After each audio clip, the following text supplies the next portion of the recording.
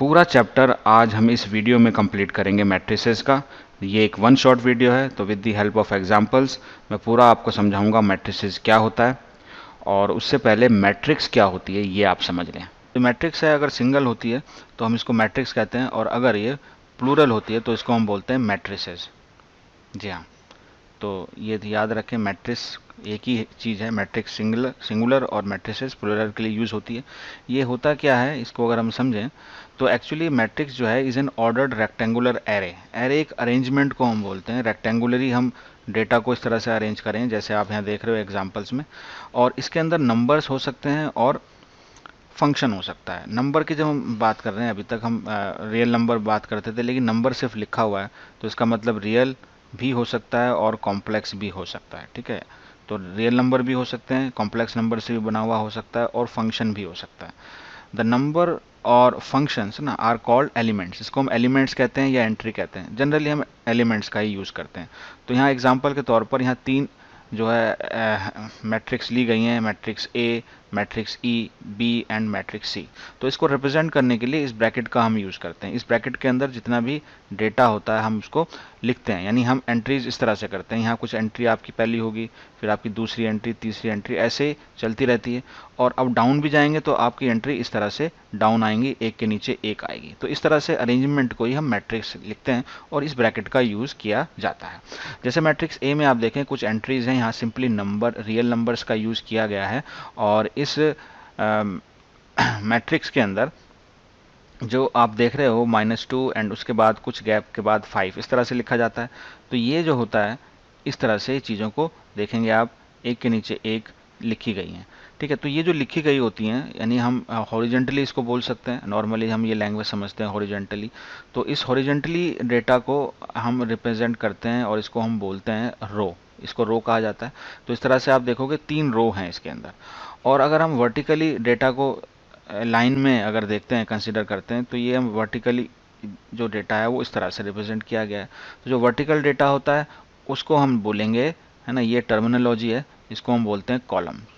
तो इसमें आप देखो तीन ब्लू कलर में, यानी 3 रो इसके अंदर कितनी है, 3, और कॉलम इसके अंदर कितने हैं, 2। तो ये रो और कॉलम होती हैं इसके अंदर एंट्रीज, और एंट्रीज से बनती हैं रो एंड कॉलम। आपकी मैट्रिक्स बी में आप देखेंगे कि नंबर्स जो हैं वो कॉम्प्लेक्स नंबर का यूज़ किया गया है। और इसमें भी अगर आप नंबर ऑफ रोज की बात करें तो this is your first row, this is your second row and this is your third row. तो ये रो कही जाती है। एक बार समझ लेंगे तो फिर आसानी होगी आपको। रो और कॉलम कोई बड़ी चीज़ नहीं है समझना। इस तरह से ये आपका ये क्या हो गया, कॉलम हो गया। तो इस तरह से आप देख सकते हो इसके अंदर 3 रोज हैं और 3 कॉलम्स हैं। तो नंबर में रियल नंबर हो सकते हैं, आपके कॉम्प्लेक्स नंबर भी हो सकते हैं एज एंट्रीज और एलिमेंट्स। अब इसमें देखें आप सी में, सी के अंदर आप देखोगे ये फंक्शंस हैं, 1 + x, x³ 3, है ना। और ये पहली क्या बन रही है, यहाँ पर पहली रो बन रही है। उसके बाद दूसरे में cos x और ये sin x + 2, और ये एंट्रीज हैं, ये आपकी दूसरी रो हो गई। लेकिन अगर हम बात करें कॉलम वाइज तो आप इसको पहला कॉलम बोलेंगे, इसको दूसरा कॉलम बोलेंगे, इसको तीसरा कॉलम बोलेंगे। तो जनरली नंबर ऑफ रोज और नंबर ऑफ कॉलम्स को हम रिप्रेजेंट करते हैं 2 लेटर से।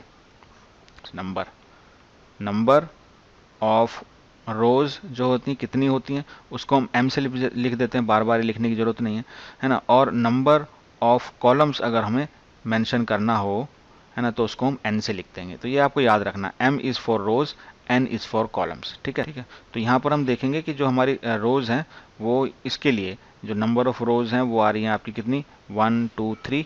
तो ये हो गया 3, और ये आपकी आ रही है n is number of columns, तो नंबर ऑफ कॉलम्स हैं 2। ठीक है, तो इसको हम m/n भी लिखते हैं। ये क्या होता है हम आगे बात करेंगे इसके बारे में। तो नेक्स्ट स्लाइड में हम बात कर रहे हैं ऑर्डर की, जो मैंने अभी आपको बताया कि यहाँ पर नंबर ऑफ रोज m से और नंबर ऑफ n कॉलम से। तो अब ऑर्डर बताना हो मैट्रिक्स का तो हम उसको लिखने का तरीका ये होता है m, और यहाँ क्रॉस नहीं बोलते इसको, ठीक है, इसको बोलते हैं बाई। यानी इसको रीड कैसे करेंगे आप, m/n। m हमेशा रो के लिए और n हमेशा कॉलम के लिए ही यूज़ किया जाता है। अगर हम जनरली कोई मैट्रिक्स को लिखना चाहें, वो कितनी भी बड़ी हो सकती है, उसमें कितने भी रोज हो सकते हैं, कितने भी कॉलम्स हो सकते हैं, है ना, तो हम उसको इस तरह से रिप्रेजेंट कर सकते हैं। यहाँ पर एलिमेंट्स के लिए हमने स्मॉल लेटर a का यूज़ किया है, और इसके सबस्क्रिप्ट में 2 नंबर लिखे हुए हैं। पहला नंबर रोज को रिप्रेजेंट करता है और दूसरा नंबर कॉलम को रिप्रेजेंट करता है, यानी इसको m या n से रिप्रेजेंट किया जाता है। m take any values and also can take any values depending upon the order of the matrix. तो इसी पूरी मैट्रिक्स को अगर हम शॉर्ट फॉर्म में लिखेंगे तो हम इस तरह से लिख सकते हैं। अगर हम मैट्रिक्स को लिख रहे हैं, रिप्रेजेंट कर रहे हैं कैपिटल ए से, तो स्क्वायर ब्रैकेट अंदर एक एलिमेंट कर दिया, जनरल बना दिया उसको, उसके सबस्क्रिप्ट में हमने आई और जे लिख दिया। m बाई n की ये मैट्रिक्स है और इसमें m रोज हैं, n कॉलम्स हैं। तो जो i है ना, जो i है वो कहाँ से रन करेगा, वो 1 से लेकर m तक जाएगा अपनी मैक्सिमम वैल्यू तक, और कॉलम की वैल्यू जो j रिप्रेजेंट करती है वो 1 से लेकर n तक जाएगी। और ये जो वैल्यूज़ हैं i और j, ये किसी नेचुरल नंबर में हो सकती हैं। यानी कोई एलिमेंट अगर आप ऐसे लिखते हैं 1.5 इक्वल टू 2.3, तो ये कोई तरीका नहीं हुआ रिप्रेजेंट करने का। दैट इज, ये हमारा एग्जांपल है, एनसीईआरटी का एग्जांपल लिया है। यहाँ पर 8 एलिमेंट्स हैं किसी मैट्रिक्स के अंदर, ठीक है। आपको बताने कि कितने पॉसिबल ऑर्डर हो सकते हैं, यानी एलिमेंट्स एक है इतना पता है हमें, तो क्या हो सकता है। देखो मैं एक मैट्रिक्स बनाने की कोशिश करता हूँ। जैसे मैंने यहाँ नंबर ले लिया कुछ, सपोज 2 है ना, 3 4 5 8 6 7 5, ओके। ये एक मैंने इस तरह से एरे बनाया, ठीक है। इसको मैंने ऐसे रिप्रेजेंट कर दिया, तो ये मैट्रिक्स हो गई। अब इसके अंदर रोज कितनी है, इसमें रो 1 है और इसमें कॉलम आप देखोगे 8 कॉलम है ना। वर्टिकली आप ऐसे अगर एक एलिमेंट है तब भी वो कॉलम ही कहा जाएगा। तो इसके अंदर अगर इसका ऑर्डर लिखें तो इसका ऑर्डर हम कैसे लिख सकते हैं, 1 है ना, 1 रोज एंड कॉलम कितने 8। तो ये 8 एलिमेंट्स की ऐसे मैट्रिक्स ऑर्डर हो सकता है। लेकिन अगर मैं इसी को इस तरह से रिप्रेजेंट करूँ 2 3 4 5 है ना, और यहाँ लिख देता हूँ बाकी एलिमेंट्स इस तरह से, ठीक। तो ये जो है थोड़ा सा दूर लिखना है, इस पे ऐसे 5 हो गया और ये भी आपका कितना आ गया, 5 आ गया। तो इसी के एलिमेंट को अगर मैं ऐसे रिप्रेजेंट करता हूँ, अभी भी इसके अंदर एलिमेंट्स 8 ही हैं, लेकिन अब इसका ऑर्डर क्या हो गया, इसका हो गया 2/4, ठीक है। इस तरीके से हम बना कर तो नहीं देखेंगे, सिर्फ हमें ऑर्डर ही बताना है। तो हमें और क्या बन सकता है, तो और इसका बन सकता है 4:2 बन सकता है, या इसका 8:1 बन सकता है। देखिए 1:8 और 8:1, these are two different matrices, ये सेम मैट्रिक्स नहीं है, तो दोनों कंसिडर की जाएंगी। इस तरीके से ये मैट्रिक्स और ये मैट्रिक्स को भी 2:4 और 4:2 ये डिफरेंट मैट्रिक्स हैं। तो these are the possible orders, है ना, ये पॉसिबल ऑर्डर हो सकते हैं। एक एग्जाम्पल और है, और यहाँ पर हमें मैट्रिक्स दी हुई है 3/2 की, ठीक है। और इसका जो एक जनरल एलिमेंट है वो बता दिया गया आपको, और आपको ये कंस्ट्रक्ट करनी है यानी बनानी है, ठीक है। तो हम क्या करते हैं, हम मान लेते हैं लेट ये जो मैट्रिक्स है वो ए है, ठीक है। और इसके अंदर कितने एलिमेंट्स हैं, 3/2, 3/2 है इसका ऑर्डर, यानी इसके अंदर रो कितनी आएंगी, रो तो आएंगी 3। तो इसको हम रिप्रेजेंट करते हैं ऐसे A11 है ना, उसके बाद A12, तो कॉलम 2 है यहाँ रुक जाएंगे इसके अंदर। उसके बाद ये हो जाएगा A21 और A22, और तीसरी रो में आ जाएगा A31 एंड A32। अब हमें तलाश होगी ये एलिमेंट्स कहाँ से आएंगे। तो जनरल एलिमेंट हमें यहाँ पर दिया हुआ है which is A I J। तो A I J की वैल्यूज़ में I और J को वैल्यू रख लूँगा according to my elements which are required. तो 1 1 रखेंगे, यानी I और J की जगह क्या रखेंगे यहाँ पर, यहाँ रखेंगे 1 और 1, और सारे एलिमेंट इस तरह से निकाल लेंगे। तो ये हो जाएगा 1/2, और ये हो जाएगा मॉड है यहाँ पर, तो 1 - 2 × 1, तो ये मॉड आपको पॉजिटिव वैल्यू देगा, तो 1, और ये हो जाएगा आपका 1 - 2, तो ये -1 होगा, तो ये 1 हो जाएगा, दैट इज इक्वल टू 1/2। ऐसे आप निकाल लेंगे A21, ठीक, सॉरी ए हम पहले A12 निकालेंगे। तो A12 निकालने के लिए सिंपली हम ये कर देंगे, दैट इज़ 1, और ये 2 × 2, सॉरी यहाँ पर एक चीज़ है, यहाँ पर जो 3 दिया हुआ है, सॉरी, तो ये आपका 3 × 1 है, ठीक है। तो ये हो जाएगा 2/2 दैट इज इक्वल टू 1, ठीक है। और ये है आपका 3 × 2, तो ये हो जाएगा 1 - 6 5, तो हो जाएगा 5/2।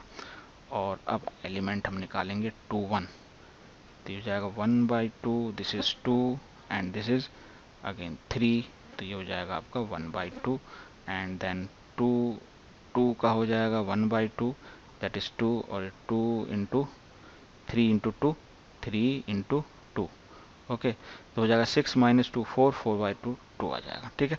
चलिए और एलिमेंट हम क्या आ जाएंगे, 3 1 निकालेंगे, तो हो जाएगा 1/2। तो पहला तो एलिमेंट हो जाएगा 3, दूसरा भी 3, तो ये हो जाएगा आपका 0। उसके बाद A32 last element, this is 1/2, और ये हो जाएगा 3, और 3 × 2, तो हो जाएगा 6 6 - 6 3, तो 3/2 आ जाएगा, ओके। तो बस ये एलिमेंट्स आप यहाँ फुल कर दीजिए, आपके ये मैट्रिक्स आ जाएगी। तो पहला हमारा एलिमेंट आया 1, फिर आया आपका 5/2, then 1/2, then 2, then 0, and then 3/2। तो दिस इज योर मैट्रिक्स। तो ये आपका हो जाएगा इसका answer. Okay okay, now we talk about types of matrices. ये जानना है, बहुत सिंपल है। सबसे पहला है आपका कॉलम मैट्रिक्स। कॉलम मैट्रिक्स नाम से पता चल रहा है कि अगर आपके मैट्रिक्स में सिर्फ एक, if you have only one column, तो उसको हम कहते हैं कॉलम मैट्रिक्स। अगर हमारे पास सिर्फ कितना है, एक कॉलम है, तो उसको हम कहेंगे। जैसे एग्जांपल के तौर पर ये आप देख रहे हो, ये मैट्रिक्स है एक, जिसके अंदर सिंगल कॉलम है, लेकिन इसके अंदर आप देखोगे रोज कितनी भी हो सकती हैं, उस पर कोई पाबंदी नहीं है, लेकिन कॉलम जो है आपका एक ही होगा। ठीक है, अब ये इसमें रोज आपकी कितनी है, 4, तो ये 4 भी हो सकती है, 2 भी हो सकती है, लेकिन ये जो आपका नंबर है जो बाद में हम रिप्रेजेंट करते हैं ना, m/n, यानी n is the number of column, तो कॉलम फिक्स होगा। तो हम इस तरह से इस मैट्रिक्स को बना सकते हैं। जैसे जनरली एक मैट्रिक्स अगर हम यहाँ लिखते हैं इस तरह से, तो m can take any value, लेकिन 1 जो है यानी n की वैल्यू 1 ही होगी, तो इसको हम कॉलम मैट्रिक्स कहते हैं, सिंगल कॉलम वाला कॉलम मैट्रिक्स। इसी तरीके से आपका दूसरा है रो मैट्रिक्स। तो जैसे कॉलम मैट्रिक्स है, ऐसे ही रो मैट्रिक्स है। अगर आपके पास सिर्फ एक ही रो है, तो उसको हम कहेंगे रो मैट्रिक्स। तो जैसे एग्जांपल हमने यहाँ एक मैट्रिक्स लिया है बी, तो इसके अंदर जो आपके जो कॉलम है ना, कॉलम कितना भी हो सकता है। जैसे इसके अंदर 1 2 3 4 कॉलम है, 5 भी हो सकते हैं, 6 भी हो सकते हैं, लेकिन रो एक ही होगी, तो उसको हम रो मैट्रिक्स कहते हैं। यानी ये जो नंबर होता है पहला रो का, ये फिक्स होगा, ये 1 ही होगा। तो आपके पास ये 1/1 हो सकता है, ये 1/2 हो सकता है, ये 1/3 हो सकता है, ये 1 कुछ भी हो सकता है। ठीक है, इस तरीके से जो हमने कॉलम मैट्रिक्स थी, उसमें पहला ये हो सकता है 1/1, उसके बाद ये 2/1, उसके बाद 3/1, और ऐसे चलते चलते ये कितना हो सकता है, m तक हो सकता है, क्योंकि नंबर ऑफ कॉलम्स कितने होते हैं हमारे पास, नंबर ऑफ कॉलम्स होते हैं सॉरी n, है ना। तो ये इस तरीके से हो सकता है।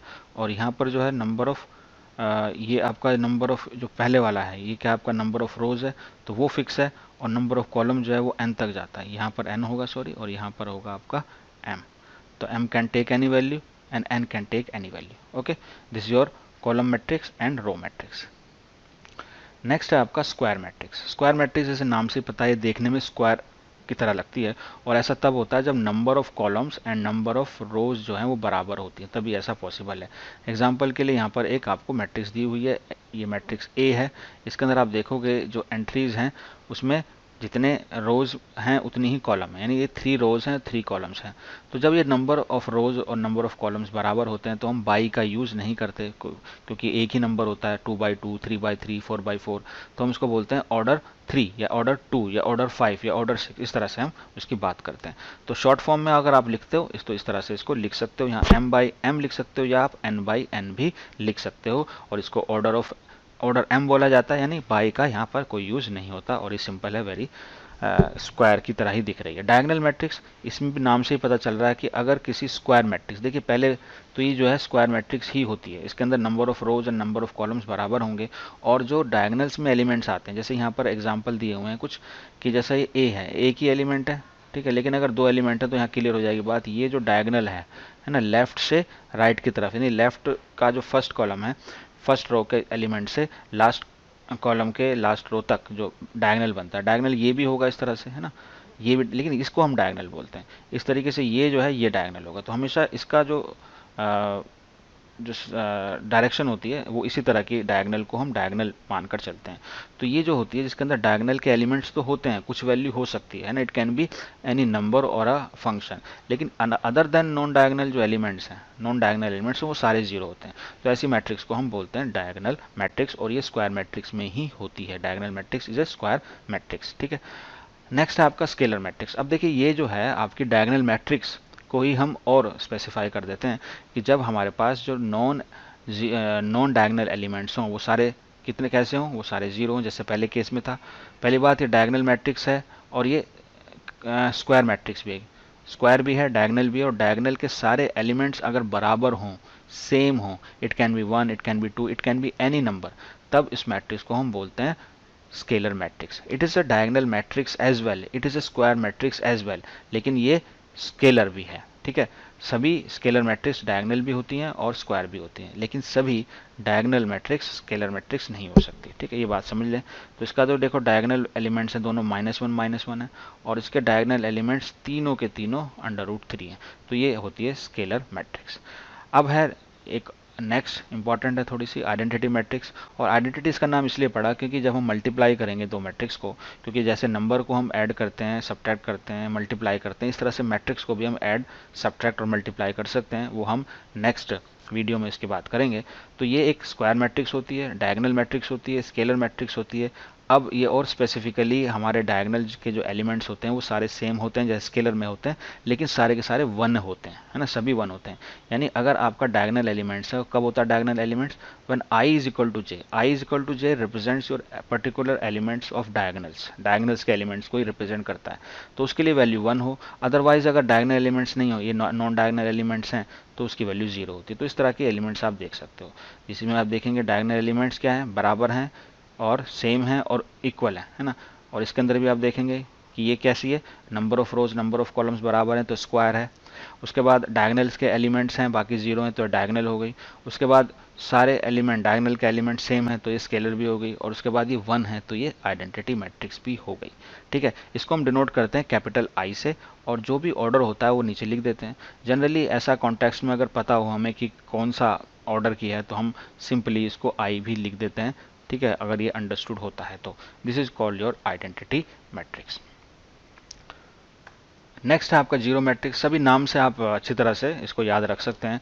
अगर सारे एलिमेंट्स जीरो होते हैं, और ये जो है जरूरी नहीं है कि स्क्वायर मैट्रिक्स हो, it can be any matrix, any order, rectangular कोई मैट्रिक्स हो सकती है।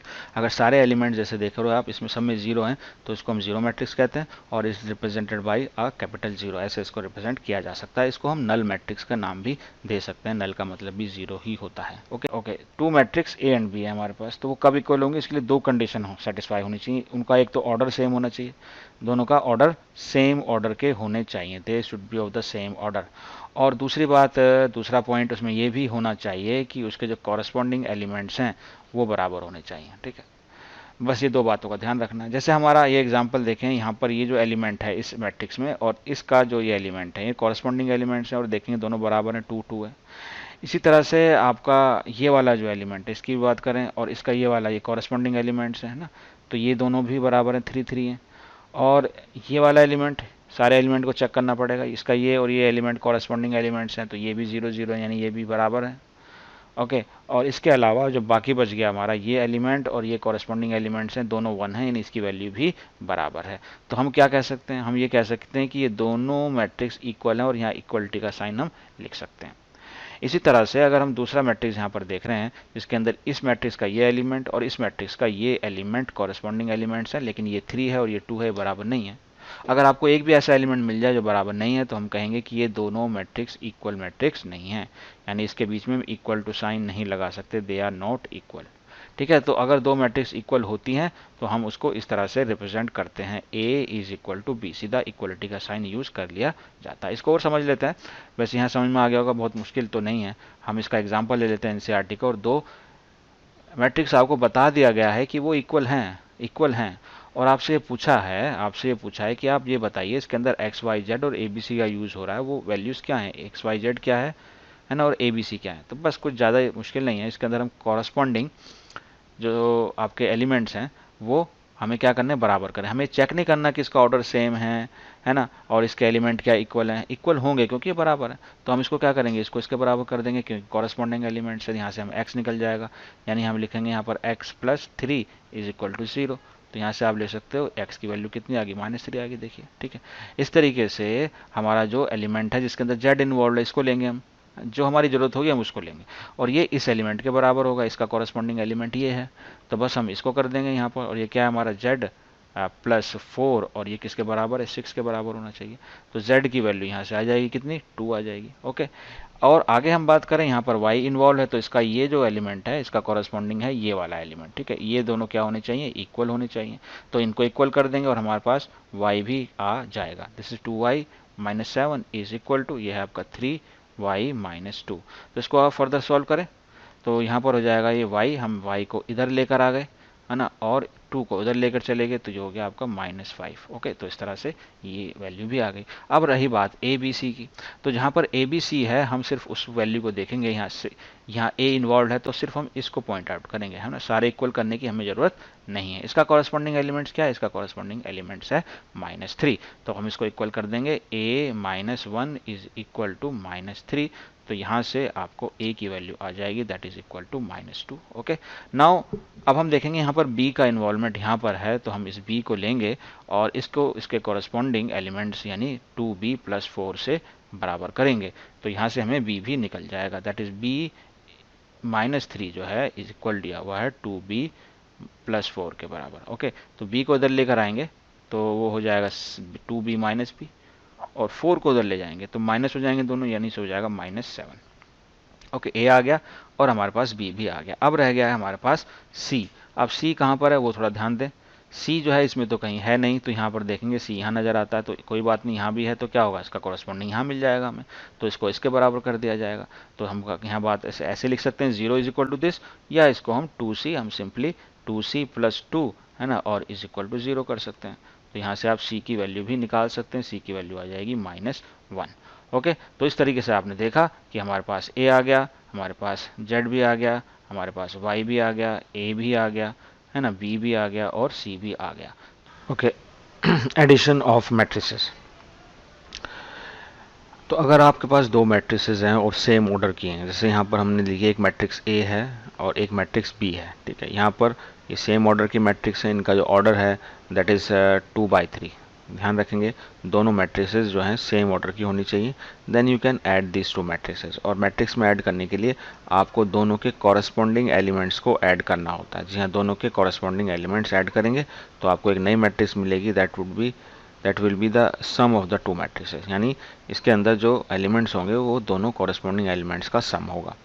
ठीक है, जनरली हम इस तरह से बात करते हैं, जैसे ए मैट्रिक्स ए है जिसे हम जनरली इस तरह से रिप्रेजेंट करते हैं, ये भी m/n ऑर्डर की और ये भी m/n ऑर्डर की है। तो जब आप मल्टीप्लाई करेंगे तो आपके पास जो थर्ड मैट्रिक्स मिलेगी that is the sum of the two matrixes, उसका भी ऑर्डर सेम होगा और जो उसका एलिमेंट्स होगा that is the sum of the elements, corresponding elements of the two given matrices.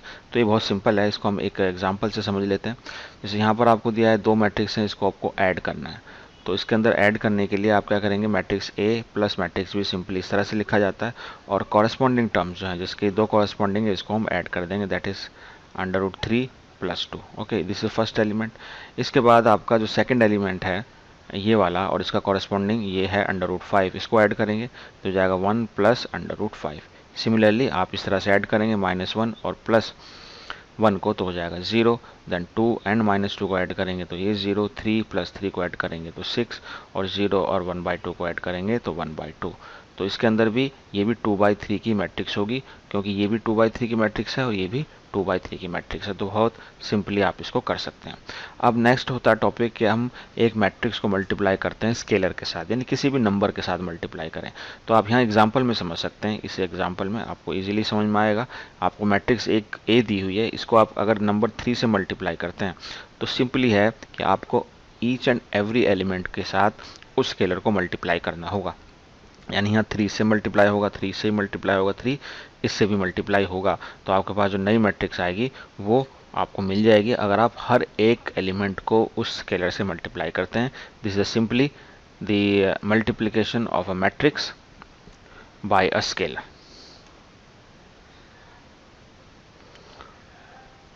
Okay, next है नेगेटिव ऑफ अ मैट्रिक्स। इसमें भी हम अगर किसी मैट्रिक्स ए हमारे पास गिवन है, जैसे यहाँ पर एक मैट्रिक्स ए गिवन है, तो अगर आप उसका नेगेटिव लेते हो तो सभी एलिमेंट्स को आप माइनस से क्या करेंगे, मल्टीप्लाई करेंगे। तो यहाँ पर जितने भी एलिमेंट्स हैं जो पॉजिटिव हैं वो क्या हो जाएंगे, देखिए नेगेटिव हो जाएंगे, और जो नेगेटिव था एलिमेंट वो क्या हो जाएगा, दैट इज प्लस हो जाएगा। सिंपल, इसको हम ऐसे बोलते हैं negative of a matrix. Now what is next जो है, जैसे हमने प्लस किया यानी ऐड किया मैट्रिक्स, उसको इस तरह से सिमिलरली हम दो मैट्रिक्स को ऐड, यानी मैं यहाँ पर एग्जांपल से समझा देता हूँ। आपको पास एक मैट्रिक्स दी हुई है, यहाँ पर मान लीजिए 2, 3 एंड 4, 5 ये मैट्रिक्स ए है, and second matrix is this this is 6 7 8 9। अगर आप इसका डिफरेंस लेते हैं यानी a माइनस बी लिखते हैं तो आपको क्या करना होगा, कॉरस्पॉन्डिंग एलिमेंट्स को माइनस करना होगा। यानी 2 माइनस 4 तो कितना हो जाएगा, 2 माइनस 6 तो दिस माइनस 4, 3 माइनस 7 तो दिस इज माइनस 4, 4 माइनस 8 तो ये भी माइनस 4, और 5 माइनस 9 तो ये जाएगा ये भी माइनस 4। तो इस तरह से हम डिफरेंस भी लेते हैं। Difference is nothing but the addition of a number और addition of a matrix with negative of the second matrix. यानी अगर आपके पास a माइनस बी आप लिख रहे हैं तो उसको आप ऐसे भी लिख सकते हैं a plus minus one B, यानी ये क्या हो गया, नेगेटिव ऑफ b। तो इसको आप ऐसे लिख सकते हैं, इसको आप सम के टर्म में भी बोल सकते हैं कि sum of a matrix a and a matrix minus B. तो नेगेटिव इज को हम एज ए प्लस यानी सम ही होता है, इसमें एक मैट्रिक्स होती है और दूसरा उसका नेगेटिव होता है, तब उसको सम बोल सकते हैं, otherwise it's called a difference of a matrix. चलिए नेक्स्ट, इसका एग्जाम्पल है यहाँ पर दिया हुआ है, यहाँ पर इन्वॉल्वमेंट है। देखिए यहाँ पर 2 को हम a से मल्टीप्लाई कर रहे हैं तो multiplication of scalar with a matrix है, और यहाँ पर जो है आपको ऑपरेशन भी यूज़ किया गया है जिसके अंदर हम माइनस भी कर रहे हैं। तो इसको करें किस तरह से करेंगे, तो अगर हम इसको निकालना चाहते हैं 2a माइनस बी, तो हम पहले क्या करेंगे, 2 को मल्टीप्लाई करेंगे a से, है ना, हर एलिमेंट से आपको मल्टीप्लाई करना होगा। तो 2a क्या हो जाएगा, ये हो जाएगा 2, this is 4, this is 6, this is 4, this is 6, this is 2। ये हो जाएगा आपका 2 एंड मैट्रिक्स a का मल्टीप्लिकेशन। उसके बाद b जो है वो हो जाएगा 3 माइनस 1, 3 माइनस 1, 0 एंड 2। जस्ट अब इसको क्या करेंगे, हमें माइनस करना है, यानी 2 में से माइनस 3 माइनस करेंगे तो आ जाएगा माइनस 1। 4 में से कॉरस्पॉन्डिंग टर्म्स को माइनस करेंगे यानी माइनस 1, तो 4 माइनस माइनस प्लस हो जाएगा, ये हो जाएगा 5। देन 6 माइनस 3 बिकम 3, 4 माइनस और माइनस प्लस हो जाएगा, ये हो जाएगा 5, 6 माइनस 0 6 एंड 2 माइनस 2 0। तो that you will get the answer to this question, जिसके अंदर आप डिफरेंस ऑफ मैट्रिक्स का यूज़ कर सकते हैं। अब प्रॉपर्टीज़ हम देख सकते हैं। देखिए जो प्रॉपर्टीज़ हैं एडिशन के लिए क्या होती हैं, आप a प्लस बी लिखें या b प्लस ए लिखें तो वो बराबर होता है, इसको हम बोलते हैं कम्यूटेटिव लॉ। और अगर हम 3 मैट्रिक्स का सम कर रहे हैं जिसमें से आप पहले 2 मैट्रिक्स का सम कर कर तीसरे के साथ उसको ऐड कर दें, या पहली मैट्रिक्स का सम दूसरी 2 मैट्रिक्स को सम करने के बाद उसको ऐड कर दें, तो ये दोनों चीज़ें बराबर आती हैं। इसी को हम बोलते हैं एसोसिएटिव लॉ, यानी एसोसिएट करने का एक तरीका है।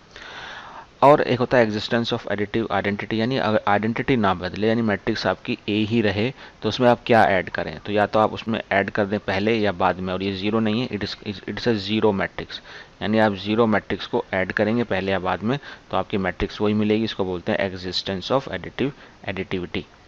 इस तरह से एडिटिव इन्वर्स भी होता है कि आप उसमें क्या ऐड करें कि आपको जीरो मैट्रिक्स मिल जाए तो आप उसी का नेगेटिव मैट्रिक्स की ही नेगेटिव मैट्रिक्स में ऐड कर देंगे, तो ऐसा हो सकता है, जिसको हम इस प्रॉपर्टी के नाम से जानते हैं। दूसरे हमने टॉपिक पढ़ा था multiplication of a matrix by a scalar. तो अगर आप स्केलर को मल्टीप्लाई करते हैं with the sum of 2 matrices तो आप उसको इंडिविजुअली भी मल्टीप्लाई करके सम कर सकते हैं। इसी तरीके से 2 स्केलर को आप ऐड कर कर मैट्रिक्स से मल्टीप्लाई करते हैं तो आप इंडिविजुअली स्केलर को मल्टीप्लाई कर सकते हैं विद द सेम मैट्रिक्स। तो बहुत सिंपल है। इसमें कुछ एग्जांपल आपको लिया हुआ है जिसमें पूछा गया है कि what is the value of x। अब x क्या है, इस एक्सप्रेशन से हमें निकालनी है। x इज़ अ मैट्रिक्स जिसमें a और b मैट्रिक्स आपको दी हुई है, यानी a आपको दिया हुआ है, b मैट्रिक्स आपको दी हुई है। तो इस एक्सप्रेशन से हम मैट्रिक्स कैसे निकालेंगे, तो मैट्रिक्स निकालने के लिए हम इसको यहीं पर पहले सॉल्व करेंगे। ये हो जाएगा आपका 3x is equal to 5b minus 2a। अब ये हमें सॉल्व करना है, इसमें स्केलर को मल्टीप्लाई करना है मैट्रिक्स के साथ, तो 5 को हम b के साथ मल्टीप्लाई करेंगे तो सभी एलिमेंट्स को 5 के साथ मल्टीप्लाई करना पड़ेगा। तो हम यहाँ पहले इसको मल्टीप्लाई करके मैं यहाँ लिख देता हूँ। तो ये हो जाएगा आपका 5 से मल्टीप्लाई करने पर 10, this become minus 10, this is become 20, this is again 10, this is minus 25 and this is 5। Okay, उसके बाद माइनस आएगा और माइनस के बाद हम 2 को मल्टीप्लाई करेंगे a के साथ, तो वो मैं लिख देता हूँ यहाँ पर। This is 16, this is 0, this is 8, this is minus 4, this is 6 and this is 12। अब आप इन दोनों को का डिफरेंस ले लें, तो आप डिफरेंस लेंगे तो आपके पास आएगा 10 माइनस 16 तो हो जाएगा माइनस 6, माइनस 10 माइनस 0 तो माइनस 10 ही रहने वाला है, 20 माइनस 8 इस बिकम 12, 10 माइनस माइनस प्लस तो हो जाएगा आपका 14, माइनस 25 एंड प्लस और माइनस 6 तो कितना हो जाएगा, ये हो जाएगा आपके पास 31, दिस बिकम 31, 5 माइनस 12 तो हो जाएगा माइनस 7। तो ये आपका आ गया 3x की वैल्यू। अब यहाँ से आपको x की वैल्यू चाहिए तो आप क्या करेंगे, now you have to divide it, है ना, बाई 1/3। तो ऐसा करने के लिए ये आपकी मैट्रिक्स एज इट इज़ रहेगी, और आपको x मैट्रिक्स डालने के लिए या तो आप सभी टर्म्स को 1/3 के साथ मल्टीप्लाई करें, ऐसा बोल सकते हैं, या हर टर्म को 3 से डिवाइड करें, ऐसा भी बोला जा सकता है। तो सबको मैं 3 से डिवाइड करूंगा, तो यहाँ पर आ जाएगा हमारा -2, देन इस become -10/3, this become 4, this become 14/3, this become -31/3, and this becomes 7/3. So you will get the matrix A like this. Okay, now let's see how we can do find matrix matrix X and matrix Y, and the given is x plus y and x minus y। ठीक है, दो matrix का सम और दो matrix का difference दिया हुआ है और दोनों मैट्रिक्स हमें बतानी है। तो अगर मैं इसको कहता हूँ ये मेरी फर्स्ट है और ये मेरी सेकंड इक्वेशन है, तो मैं क्या कर सकता हूँ, मैं इन दोनों को ऐड कर कर ये काम कर सकता हूँ। अगर मैं ऐड करता हूँ तो लेफ्ट हैंड साइड ऐड करेंगे, यानी x प्लस वाई और plus x minus y. Okay, और राइट हैंड साइड को ऐड करने के लिए इन दोनों मैट्रिसेस को मुझे ऐड करना पड़ेगा। तो मैं डायरेक्ट अगर ऐड करता हूँ तो कॉरेस्पॉन्डिंग टर्म्स को ऐड कर सकता हूँ। तो यहाँ मेरे हो जाएगा 8, और ये भी हो जाएगा 8, ये हो जाएगा 0, और ये भी हो जाएगा 8। ठीक है, अब यहाँ पर आप देखेंगे कि y plus and y minus cancel हो जाएगा, और ये मेरा आ जाएगा यहाँ पर 2x, और ये आपका हो गया 8, 8, 0 एंड 8। अब सिंपली अगर आप इसको 2 से डिवाइड करते हैं तो यहाँ पर हर टर्म को आपको 2 से डिवाइड करना होगा, या मैं इसको नीचे लेकर जाता हूँ तो 1/2 को मल्टीप्लाई कर, ऐसा बोल सकते हैं। तो यहाँ सिंपली यहाँ से मैं x निकाल सकता हूँ। अगर मैं इसको सभी को 2 से डिवाइड करता हूँ तो ये मेरा आ जाएगा 4, 4, 0 and 4। This is your x। अब आपके पास अगर x आ गई है तो आप y भी आसानी से निकाल सकते हैं, चाहे फर्स्ट टर्म में रखकर या सेकंड टर्म में रखकर ये वैल्यू कैलकुलेट कर सकते हैं। अगर मैं फर्स्ट टर्म में रखता हूँ तो x की जगह मैं रखूँगा, है ना, फर्स्ट में अगर मैं रखूँगा तो मेरी ये वैल्यू x की जगह रखूँगा 4 प्लस वाई, और ये हो जाएगा 5, 2, 0, 9। तो यहाँ से y निकालने के लिए here you can calculate y as 5, 2, 0, 9। इसको आप मैट्रिक्स को ले जाएंगे तो नंबर की तरह ये भी प्लस की जगह माइनस हो जाएगी, और फिर आप डिफरेंस निकाल सकते हैं और आंसर आपका आ जाएगा 4 मैट्रिक्स y। तो ये हो जाएगा आपका 5 माइनस 4 कॉरेस्पॉन्डिंग टर्म्स के लिए, और 2 माइनस 4 तो -2, देन 0 माइनस 0 तो 0, और 9 माइनस 4 तो 5। तो ये हो जाएगी आपकी matrix y। So you get the answer of matrix A as well as matrix B। ये x हो गया और ये आपका हो गया y। ओके, चलिए अब नेक्स्ट एक आपको एक्सप्रेशन यानी एग्जाम्पल 10 भी दिया हुआ है, इसको आप देख सकते हैं। इसके अंदर हमें x और y की वैल्यू पूछी है और इस मैट्रिक्स को, इक्वेशन को हमें सॉल्व करना होगा।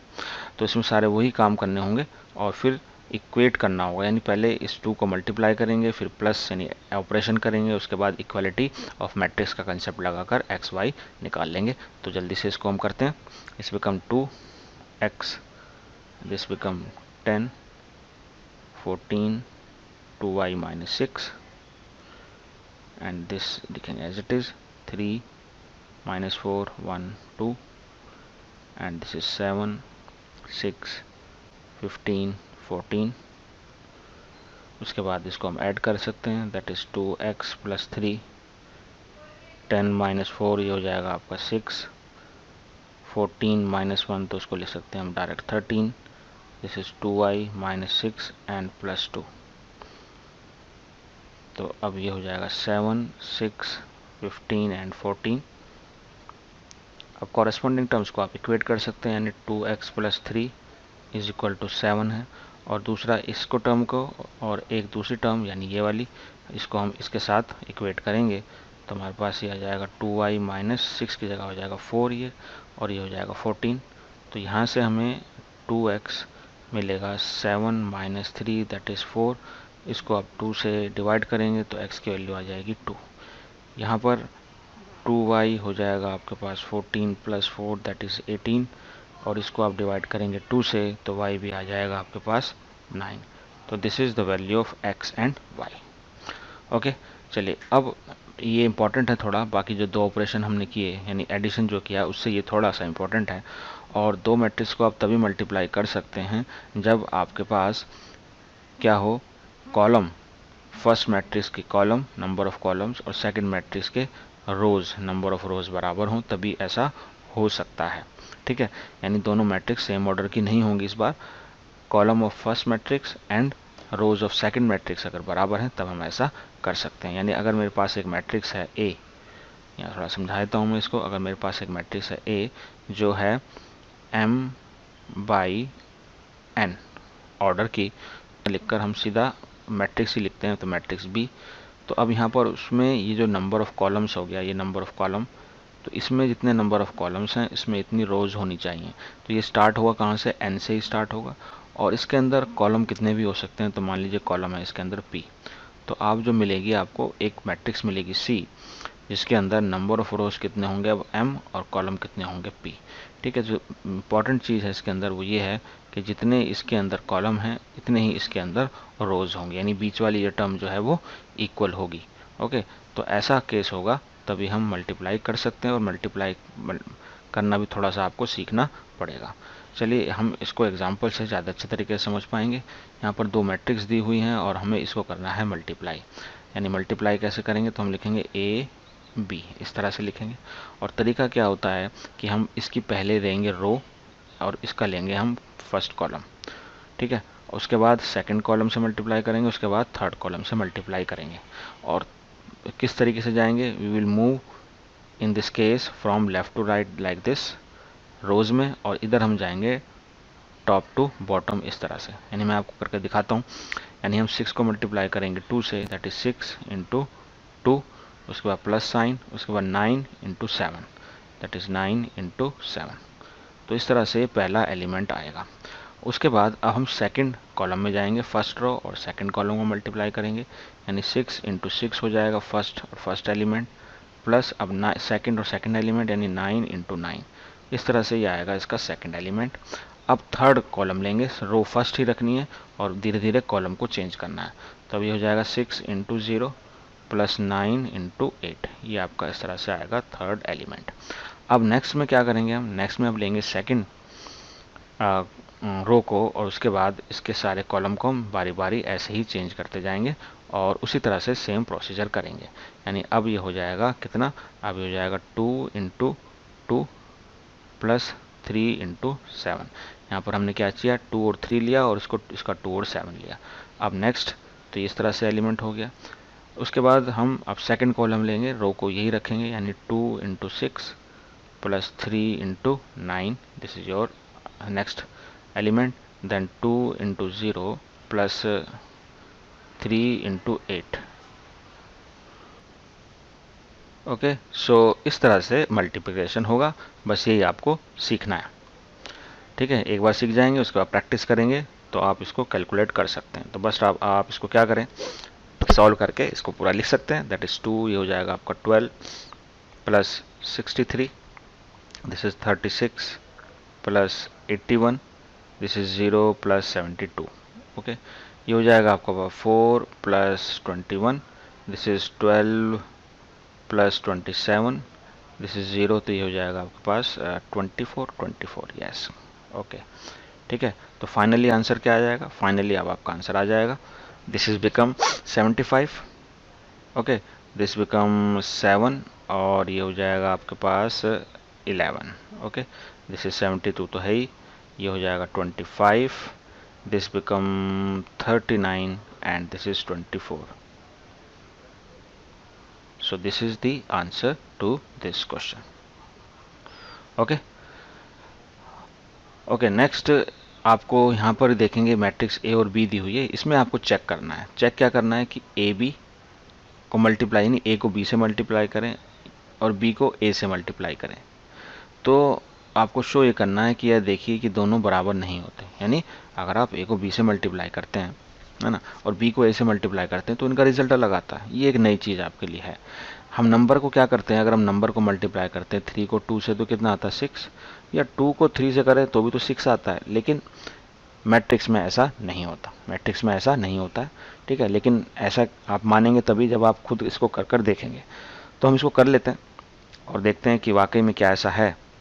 तो यहाँ पर हम लेते हैं इसको मल्टीप्लाई किस तरह से किया जाता है, ये हम पिछली एग्जाम्पल में समझ चुके हैं, ए और बी को मल्टीप्लाई करना है। तो हम क्या करेंगे, हम मैट्रिक्स तो एज इट इज़ हम लेंगे, इसको इधर से और इसको हम इस तरह से लेंगे, ठीक है। अब हमें यहाँ ये चेक ही नहीं करना है कि कंडीशन इसकी अगर आपको मल्टीप्लाई के लिए दिया हुआ है तो इसके जो नंबर ऑफ कॉलम्स हैं, जैसे कितने कॉलम्स हैं 1 2 3 और इसकी रोज भी 1 2 3 तो इक्वल होनी चाहिए, आप मल्टीप्लाई कर सकते हैं। चलिए मल्टीप्लाई करते हैं। तो 1 को हम 2 से मल्टीप्लाई करेंगे तो आएगा 2, सॉरी ये एक मिनट, हाँ 1 को 2 से मल्टीप्लाई करेंगे तो 2 आएगा। -2 को 4 से करेंगे मल्टीप्लाई तो आएगा -8। 3 को मल्टीप्लाई करेंगे 2 से तो आएगा 6, ठीक है। अब हम लेंगे सेकंड कॉलम और रो तो हम वही रखेंगे। अब 1 को मल्टीप्लाई करेंगे तो हो जाएगा 3, फिर गड़बड़ हो गया, ओके। तो हो जाएगा आपके पास 3, -2 को 5 से करेंगे तो आ जाएगा -10 और 3 को 1 से करेंगे तो हो जाएगा 3, ओके। अब हम रो को चेंज करते हैं, यानी आप सेकंड रो लेंगे और बारी बारी इसको दोबारा से कंसिडर करेंगे। अब 4 को 2 से मल्टीप्लाई करेंगे, यहाँ -4 है तो इस बार हो जाएगा -8 और उसके बाद 2 + 4 तो 8 और 5 + 2 तो 10। देन सेकंड कॉलम लीजिए, -4 और 3 तो हो जाएगा -12, देन 10, देन 5, ओके करेक्ट। चलिए बस इसको आप लिख लीजिए, ये आपका आंसर हो जाएगा ए बी का। तो ये हो जाएगा आपके पास 80 आ जाएगा, ये आज का आएगा आपके पास 3 आ जाएगा 4, वो भी नेगेटिव का। ये आपके पास है, ये हो जाएगा 10 और ये 15 है तो ये हो जाएगा आपके पास 3। तो ये वैल्यू आ गई ए बी की। अब हम निकालते हैं बी ए, ठीक है। देखते हैं बी ए क्या होगा। तो यही हम देखना चाह रहे हैं कि बराबर नहीं है। तो अब हम लिखेंगे इसको 2, इसको लिखेंगे 4, इसको 2 और यहाँ पर 3, यहाँ पर 5, यहाँ पर 1 लिखना जरूरी है, वरना यहीं पर से करेंगे तो गड़बड़ हो सकती है। हम पहले इसको लिख रहे हैं और उसके बाद हमारा ये है 1 -2 3 -4 2 एंड 5, ठीक है। अब हम इसको फिर तरीके से करते हैं, यानी हम पहले ये रो लेंगे और ये कॉलम वाली वाली लेंगे, ठीक है। चलिए तो दिस इज, अब डायरेक्ट हम करते हैं 2 1 तो हो जाएगा 2, तो इसको हम लिखेंगे 2, उसके बाद 3 तो हो जाएगा -12, उसके बाद 4 एंड देन +6, देन ये आएगा 6 और दिस इज 15, ओके। अब सेकंड रो लेके चल रहे हैं, सेकंड रो लेके चलेंगे, ठीक है। तो ये हो जाएगा 4 को मल्टीप्लाई करना है अब तो 4, उसके बाद 5 को करना है तो -20, then 4 -8, then this is 10, then 4 तो हो जाएगा 12 और दिस इज 25। तो केयरफुली करना आपको। अब लेंगे हम ये वाली रो, ओके। चलिए अब 2 से मल्टीप्लाई होगा तो 2 2 जा 2 हो गया, उसके बाद ये -4 आ गया, then 4 and this is +2, then ये 6 और दिस इज +5, ओके। सो देखते हैं कि इसकी वैल्यू क्या आ रही है। तो यहाँ हम लिख सकते, यहाँ लिख लेते हैं। तो यहाँ पर हो जाएगा -10, ओके, और ये हो गया आपका दिस इज 2 और दिस इज बिकम 21, ओके। ये कितना आ रहा है,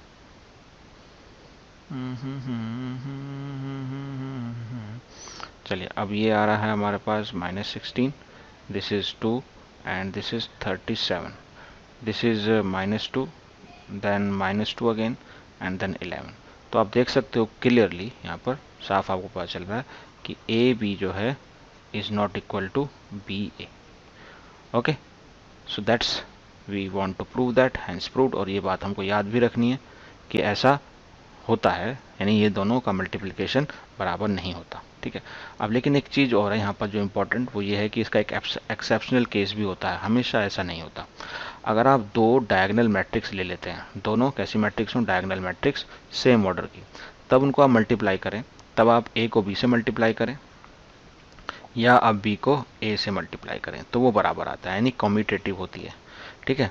लेकिन ये एंटी कम्यूटेटिव भी होता है और कम्यूटेटिव भी होता है। इस केस को छोड़कर, यानी इस एक्सेप्शनल केस को छोड़कर, जो आपका मल्टीप्लिकेशन है वो एंटी कम्यूटेटिव होता है, यानी ए बी बी ए के बराबर नहीं होता।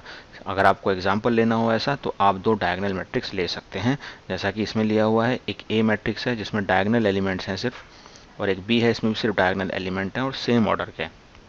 तो अगर आप इनको मल्टीप्लाई करेंगे तो दोनों का ही रिजल्ट ये आएगा, यानी दोनों बराबर होंगे। तो ये इंपॉर्टेंट है, इसलिए स्टार नोट वाली बात है, इसलिए इसमें स्टार लगा दिया गया है, ताकि आप इस एक्सेप्शनल केस को याद रखें और आपको एग्जाम्पल लेना हो तो आप दो डायगोनल मैट्रिक्स लेकर एग्जाम्पल बता सकते हैं। एक इम्पॉर्टेंट बात और भी ये भी है कि अगर दो मैट्रिक्स हैं और दो मैट्रिक्स का मल्टीप्लिकेशन ज़ीरो आ रहा है, इसका मतलब ये बिल्कुल नहीं है कि उसमें से कोई एक मैट्रिक्स ज़ीरो होगी। बिल्कुल ध्यान रखें, जैसे हम लिखते हैं यहाँ पर X Y is equal to zero, तो इसमें ये होता है कि कोई एक ज़ीरो है इसमें से, तब ये ज़ीरो है। लेकिन मैट्रिक्स के केस में ऐसा नहीं होता, हमारे पास दो नॉन ज़ीरो मैट्रिक्स का सम भी ज़ीरो आ सकता है। पहली बात ये। दूसरी बात ये है कि अगर हमारे पास दो मैट्रिक्स में से कोई एक मैट्रिक्स ज़ीरो है, तब हम ये कह सकते हैं कि उसका मल्टीप्लिकेशन 100% ज़ीरो होगा। तो that A is equal to zero और B is equal to zero implies that कि ए बी ज़ीरो ही होंगे। लेकिन ए बी ज़ीरो होने का मतलब बिल्कुल भी ये नहीं है कि दोनों ए ज़ीरो होगा या बी ज़ीरो होगा, इसमें से कोई ज़ीरो ना हो तब भी ऐसा हो सकता है। ठीक है, तो इस केस को और समझने के लिए हम एग्जांपल्स की हेल्प से समझते हैं। हमारे पास देखेंगे ए और बी दो मैट्रिक्स दी हुई हैं, तो हम ए और बी यहाँ निकाल कर देख सकते हैं। अगर आप इन दोनों को मल्टीप्लाई करेंगे तो हमारे पास जो वैल्यू आएगी दैट इज़ 3 इक्वल टू, ये आपकी आ जाएगी 0, और इसको मल्टीप्लाई करेंगे तो ये भी आ जाएगा 0, इसको मल्टीप्लाई करेंगे 0, और इसको मल्टीप्लाई करेंगे तो ये भी 0। तो आप देख सकते हैं इस केस में कि ए जो है यहाँ पर वो ज़ीरो मैट्रिक्स नहीं है, बी भी जो है वो ज़ीरो मैट्रिक्स नहीं है, लेकिन फिर भी उसके बावजूद भी आपका इन दो का जो मल्टीप्लिकेशन है वो ज़ीरो आ गया। ठीक है, यानी जो फर्स्ट वाली बात थी वो यहाँ पर एग्जाम्पल से प्रूफ भी हो गई है। ओके, तो ये कंसेप्ट था जो इस एक्सरसाइज से पहले रिलेटेड था वो हो गया। इसकी प्रॉपर्टीज़ भी आप देख सकते हैं, एसोसिएटिव लॉ बोलते हैं इसको हम, यानी मल्टीप्लाई करें आप तीन मैट्रिक्स को तो ए बी को आप मल्टीप्लाई करके सी से मल्टीप्लाई करें या बी सी को मल्टीप्लाई कर ए से मल्टीप्लाई करें तो वो एसोसिएटिव लॉ कहलाता है। इस तरीके से आप डिस्ट्रीब्यूट कर सकते हैं, यानी बी प्लस सी मैट्रिक्स को ऐड कर ए से मल्टीप्लाई करेंगे तो आप ए बी को मल्टीप्लाई करें और ए सी को मल्टीप्लाई करके ऐड करें तब भी सेम रिजल्ट आता है। या आप इसको इस तरह से भी कर सकते हैं, ए बी को पहले ऐड करें और सी से मल्टीप्लाई करें, तो इस तरह से भी आप लिख सकते हैं। इसको हम बोलते हैं distributive law. Existence of multiplicative का मतलब ये होता है कि आप किसी मैट्रिक्स को एक ऐसी मैट्रिक्स से मल्टीप्लाई करें कि मैट्रिक्स वही रहे, तो उसको हम बोलते हैं मल्टीप्लिकेटिव एग्जिस्टेंस या मल्टीप्लिकेटिव इनवर्स। तो वो होती है आई। आई क्या होती है? आई होती है आइडेंटिटी मैट्रिक्स। ठीक है, ये सेम ऑर्डर की होनी चाहिए जिस ऑर्डर की आपकी मैट्रिक्स दी हुई है। ठीक है, तो वो आई होती है इस केस में। दिस इज एक आपका एग्जांपल ये दिया हुआ है, इसमें आपको इसको जीरो मैट्रिक्स के बराबर प्रूफ करना है इस एक्सप्रेशन को। ठीक है, सिर्फ इसमें ए मैट्रिक्स है और आई आइडेंटिटी मैट्रिक्स है। तो अगर मैट्रिक्स आपकी जैसे यहाँ पर है ये 3/3 की मैट्रिक्स है, तो आपका आई जो होगा वो भी 3/3 मैट्रिक्स होगी। ये पहले ही बता दिया था कि ये अंडरस्टूड होता है कि कितने ऑर्डर की आइडेंटिटी मैट्रिक्स होगी। तो ये क्या होगी? आई 0 0 0 आई 0 0 0 आई। ठीक है, यहाँ पर आप ये यूज़ करेंगे। और ए क्यूब का मतलब क्या है यहाँ पर? तो ए क्यूब का मतलब ये है कि आपको अगर ए क्यूब निकालना है तो आप उसको ऐसे लिख सकते हैं ए इंटू ए, यानी मल्टीप्लाई 3 बार करेंगे। लेकिन 3 बार आप किसी मैट्रिक्स को मल्टीप्लाई डायरेक्टली नहीं कर सकते, उसके लिए पहले आपको निकालना होगा ए स्क्वायर, जिसके अंदर हम ए इंटू ए करते हैं। ठीक है, उसके बाद ए क्यूब निकालने के लिए आप ये जो यहाँ आपको मिली है वैल्यू, यानी ए स्क्वायर की जो वैल्यू मिली है उसको फिर आप ए से मल्टीप्लाई कर सकते हैं।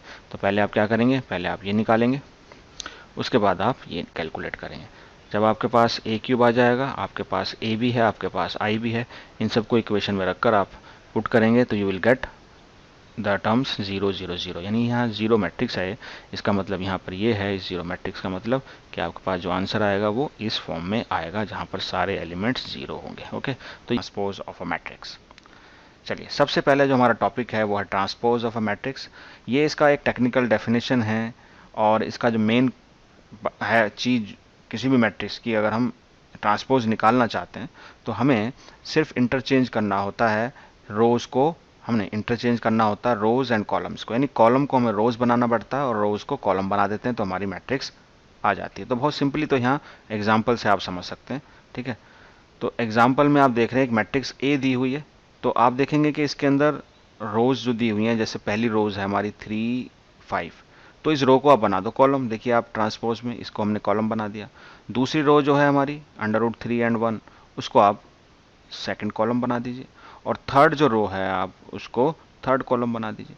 तो यानी रोज कॉलम में चेंज हो गई। ऐसा जब करेंगे तो आपका ऑर्डर भी चेंज हो जाएगा। ठीक है, बस हमारे पास मैट्रिक्स आ जाती है मैट्रिक्स ए, किसी भी मैट्रिक्स की ट्रांसपोज आ जाती है। और हम इसको लिखते किस तरह से, कोई मैट्रिक्स हमारे पास है अगर, तो उसका ट्रांसपोज लिखा जाता है, उसके ऊपर डैश लगा देते हैं, या अगर डैश नहीं लगाते हैं तो एक दूसरा तरीका इसको रिप्रेजेंट करने का कि हम इसके सबस्क्रिप्ट में कैपिटल टी से इसको डिनोट कर देते हैं। ठीक है, ये डेफिनेशन में आप टेक्निकली अगर आप देखेंगे तो आई जे जो है वो रिप्रेजेंट करते हैं रोज एंड कॉलम्स, है ना, और एम और N number of rows and number of columns को रिप्रेजेंट करते हैं। तो दोनों ही इंटरचेंज हो जाते हैं, आप देखेंगे दोनों ही इंटरचेंज हो गए। यहाँ पर ये आई जे है, ये m बाई एन है, तो ये जे आई हो गया और n बाई एम हो गया। तो ये टेक्निकली आप ऐसे भी समझ सकते हैं।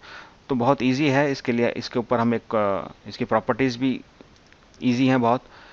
इस प्रॉपर्टीज़ को देखें ध्यान से, चार प्रॉपर्टीज़ हैं। पहली है कि किसी, जैसे ए डैश मतलब ट्रांसपोज, अब आप ये समझ गए हैं, उसका एक बार आप दोबारा ट्रांसपोज भी ले सकते हैं। अगर आप ऐसा करते हैं तो आपको वही मैट्रिक्स वापस मिल जाती है। दूसरी प्रॉपर्टी में कि अगर आप किसी स्केलर को मल्टीप्लाई करते हैं मैट्रिक्स के साथ, उसका ट्रांसपोज लेते हैं, तो स्केलर का तो ट्रांसपोज नहीं होता लेकिन मैट्रिक्स का ट्रांसपोज हो जाता है। ठीक है ना, एक ए कोई भी एक एनी नंबर हो सकता है। और एक सिंपल सी ये है आपकी ए प्लस बी का ट्रांसपोज हो जाता है ए का ट्रांसपोज प्लस बी का ट्रांसपोज। और ये थोड़ा सा इंपॉर्टेंट है, इसको थोड़ा सा आप समझें, ये इतना सिंपल नहीं है, बिल्कुल स्ट्रेट फॉरवर्ड नहीं है। इसमें अगर दो मैट्रिक्स हैं ए बी, उसका ट्रांसपोज लेते हैं तो इनका ऑर्डर रिवर्स हो जाता है। ओके, यानी अगर मैं तीन मैट्रिक्स लूँगा तो भी ऐसे ही होगा। मान लीजिए मैं एक तीसरी मैट्रिक्स और हो और इन तीनों का मल्टीप्लिकेशन है, अगर आप इसका ट्रांसपोज ले रहे हैं तो ऑर्डर क्या होगा, पीछे से आएगा, यानी सी से स्टार्ट होगा, सी का ट्रांसपोज, है ना, इंटू बी का ट्रांसपोज इंटू ए का ट्रांसपोज। ठीक है, ज़्यादातर हम डैश से ही रिप्रेजेंट कर रहे हैं, टी रिप्रेजेंट नहीं कर रहे। ठीक है, तो it can be any number of matrices के लिए ये वैलिड है। आप चाहे चार भी लेंगे तभी भी यही इसी तरीके से इसका ट्रांसपोज लिया जाएगा, यानी ये हो जाएगा आपका डी का ट्रांसपोज, सी का ट्रांसपोज, है ना, बी का ट्रांसपोज एंड ए का ट्रांसपोज, ऐसे रिवर्स ऑर्डर में इनका मल्टीप्लिकेशन होगा। These are the properties. ठीक, आई होप इतना समझ में आ गया होगा आपको। और इसी प्रॉपर्टीज के ऊपर बेस्ड यहाँ प्रूफ करने के लिए कहा गया है कि transpose of A and then transpose of it is the matrix itself. आप चेक भी कर सकते हैं इसको आप कर। ठीक है, जैसे हमारे पास ये मैट्रिक्स यहाँ पर ए दी हुई है, आप देखें इसका डबल ट्रांसपोज लेकर। चलिए इसको कर लेते हैं। तो पहला पार्ट जो है हमारे पास ए तो दिया हुआ, तो उसका हम पहले ट्रांसपोज लिख लेते हैं। अगर ये ट्रांसपोज लिखेंगे तो हमें क्या करना है, इस रोज को कॉलम बना देना है ना। तो ये हो जाएगा आपके पास 3 √3, है ना, तो बहुत ईजी है, इसमें कोई दिक्कत नहीं होगी। और सेकंड रो को सेकंड कॉलम बना दीजिए, तो आपके पास क्या आ गया, ए का ट्रांसपोज आ गया। ठीक है, अब मैं इसका दोबारा ट्रांसपोज करता हूँ, यानी ए ट्रांसपोज, है ना, और ब्रैकेट लगाएंगे उसके बाद डबल ट्रांसपोज, यानी अब मैं इसका ट्रांसपोज करने वाला हूँ। तो इसकी रो कॉलम बन जाएगी, तो देखिए 3 4 हो गया, सेकंड रो सेकंड कॉलम हो जाएगी। ओके, और थर्ड रो थर्ड कॉलम बन जाएगी। तो वापस लौट कर तो ऐसे ही वही वही वापस आ गई। आप चेक कर सकते हैं ए और ए डैश सेम ही है, यानी आपकी जो पहली पार्ट है वो तो हमने शो कर दिया। सॉरी, यहाँ पर ये मैट्रिक्स इटसेल्फ होगा। ठीक है, this is matrix itself. Okay, चलिए दूसरा पार्ट देखें, ये भी सिंपल है। दूसरा पार्ट में हमें ए प्लस बी का, पहले अगर हम मैट्रिक्स को सम करते हैं, मान लीजिए ए को और बी को सम करें, तो हम यहाँ लिख सकते हैं कि ये ए प्लस बी है ना, ए प्लस बी है। इसको अगर ए प्लस बी को लिखें तो क्या होगा, इन दोनों को ऐड कर देंगे, कॉरस्पॉन्डिंग टर्म्स को ऐड करने टाइम तो इनका ऑर्डर सेम है ना, तो सेम हो सकता है। तो 3 एंड 2 कितना हो जाएगा, 5। उसके बाद इसको ऐड करेंगे तो जाएगा √3 -1। 2 और 2 को करेंगे तो 4 हो जाएगा। इस तरीके से यहाँ पर हो जाएगा आपका 5, यहाँ हो जाएगा 4 और ये हो जाएगा 4। करेक्ट, तो ए प्लस बी हो गया। अब ए प्लस बी का ट्रांसपोज, अब तो ये सिंगल मैट्रिक्स हो गई। अब इसका हम करेंगे ट्रांसपोज। ट्रांसपोज करने से इसके रो को कॉलम में बदल देंगे, यानी 5 √3 -1, है ना, और ये 4, देन ये 5, ये 4 और ये 4। ये आपका हो गया ए प्लस बी का ट्रांसपोज। हमें प्रूफ ये करना है कि ये A transpose plus B transpose होता है। तो हम ए और बी तो हमें दिया है ना, तो यहाँ हम ए और बी लिख लेते हैं। अगर ए का ट्रांसपोज लिखेंगे तो क्या होगा, देखो ए ट्रांसपोज तो हम ऑलरेडी निकाल चुके, तो इसको तो टाइम वेस्ट नहीं करेंगे निकालने के लिए। यहाँ हमने ए ट्रांसपोज निकाला हुआ, इसी का यूज़ कर लेंगे, है ना। तो यहाँ पर इसका ए, अच्छा बी ट्रांसपोज लिख लेते हैं। बी ट्रांसपोज क्या होगा, ये हो जाएगा 2 -1 एंड 2, और ये हो जाएगा 1 2 4। ठीक है, तो हमारे पास दोनों हो गए, क्लियर। अब यहाँ पर हम इसका सेकंड, यानी हम लिख सकते हैं ए, क्या करना है हमें, A transpose plus B transpose check करना है। ठीक है, तो इसको तो हम इक्वेशन बना लेते हैं 1। अब इसको भी लिखेंगे। अब ए, देखिए ए ट्रांसपोज ये रहा और बी ट्रांसपोज ये रहा, इन दोनों को आप कॉरेस्पॉन्डिंग टर्म्स को ऐड कर देंगे। तो 2 + 3 कितना हो जाएगा, 5, then 4 and 1, this is again 5, this is √3 और ये हो जाएगा -1, ये हो जाएगा 4, this is again 4, this is again 4। तो आप चेक कर सकते हैं ना यहाँ पर इजीली कि अगर ये हमारी सेकंड इक्वेशन होगी तो 1 और 2 से आप चेक कर सकते हैं कि दोनों बराबर हैं। तो हम लिख सकते हैं अब तो हम यहाँ कह सकते हैं हैंस, ओके ये हमारा हो गया प्रूफ बस। तो हम क्या कर सकते हैं, हैंस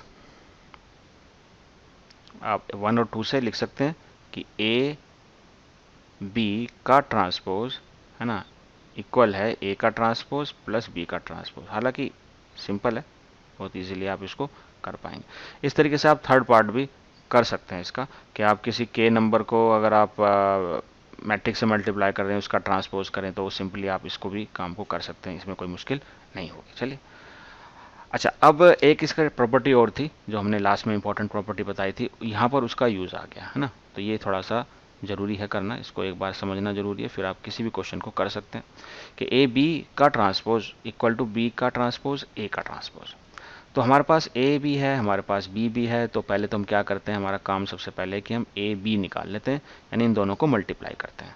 तो मल्टीप्लाई करने के लिए वही प्रोसेस है हमारा, -2 को पहले 2 से मल्टीप्लाई करेंगे तो -2, ठीक है, यानी हम इस तरह से ऐसे करेंगे -2 को, उसके बाद -2 को 3 से करेंगे तो -6 हो जाएगा। उसके बाद ये हो जाएगा आपके पास 12, देखिए 3/3 की मैट्रिक्स बन जाएगी, ये हो जाएगा आपके पास 4, this is 12, this is -24, this is 5, this is 15 and this is -30। Okay, this is our A B. अब इसका अगर ट्रांसपोज करेंगे तो इसका ट्रांसपोज कर दो, अब एक सिंगल मैट्रिक्स होगी ना, इसका आप ट्रांसपोज निकाल सकते हैं, यानी इस मैट्रिक्स का ट्रांसपोज। तो ये हो जाएगा -2, -6 एंड 12, रो को हमने कॉलम बना दिया, और ये 4, 12, -24, ये 5, 15 एंड -30, ठीक है। तो ये हमारा आ गया एक, इसको हम ले लेते हैं इक्वेशन 1, समझ लेते हैं। अब नेक्स्ट हम निकालेंगे बी डैश ए डैश। तो पहले तो मैं बी डैश लिख लेता हूँ इसी ऑर्डर में ताकि मल्टीप्लाई करना इजी हो जाए। तो बी का ट्रांसपोज करेंगे तो ये रो मैट्रिक्स बन जाएगी, कॉलम मैट्रिक्स है ना, एक ही रो है तो एक कॉलम बन जाएगा, यानी 1, 3 एंड 6, क्लियर। और ए का ट्रांसपोज लिखेंगे तो ये जो है आपकी कॉलम मैट्रिक्स है तो रो मैट्रिक्स बन जाएगी, तो जाएगी -2, 4 एंड 5, ठीक है।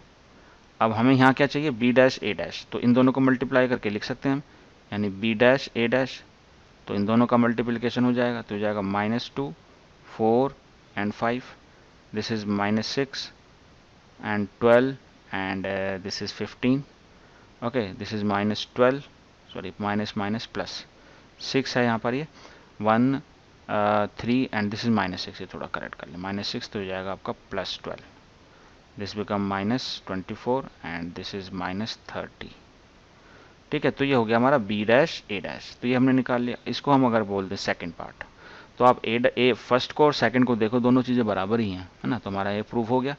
तो हैंस हम लिख सकते हैं, हैंस फ्रॉम 1 एंड 2 से हम क्या क्या लिख सकते हैं, हम लिख सकते हैं कि ए बी का ट्रांसपोज इज बी का ट्रांसपोज इनटू ए का ट्रांसपोज, दैट इज, ठीक है, ये इजीली हम प्रूफ कर सकते हैं। चलिए अगला टॉपिक देखिए, हमारा ट्रांसपोज आई थिंक आपको अच्छी तरह समझ में आ गया होगा, और अब हमारा है सिमेट्रिक, इसी से रिलेटेड है ये, और बहुत सिंपल है ये भी।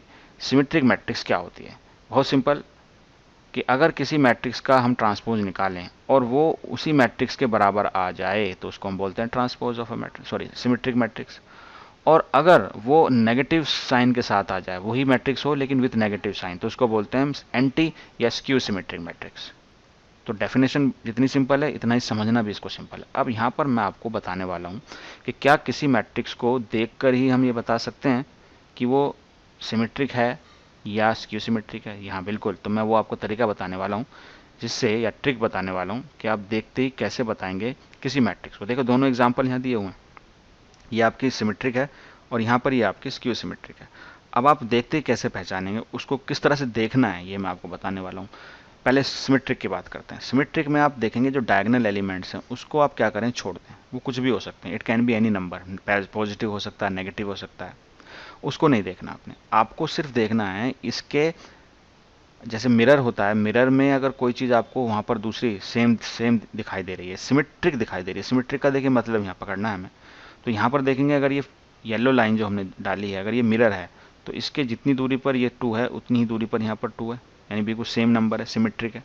इस तरीके से यहाँ पर ये 3 है, इतनी दूरी पर यहाँ पर ये 3 है, यहाँ पर ये 1 है और यहाँ पर ये 1 है, तो क्या है, सिमेट्रिक है।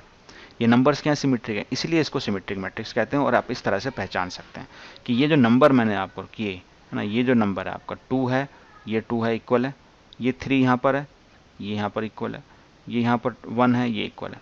तो ये क्या होना चाहिए, इक्वल होना चाहिए। और बीच में जो येलो लाइन पर डायगोनल एलिमेंट्स हैं कुछ भी हो सकते हैं, तो आप देख कर ही पहचान सकते हैं।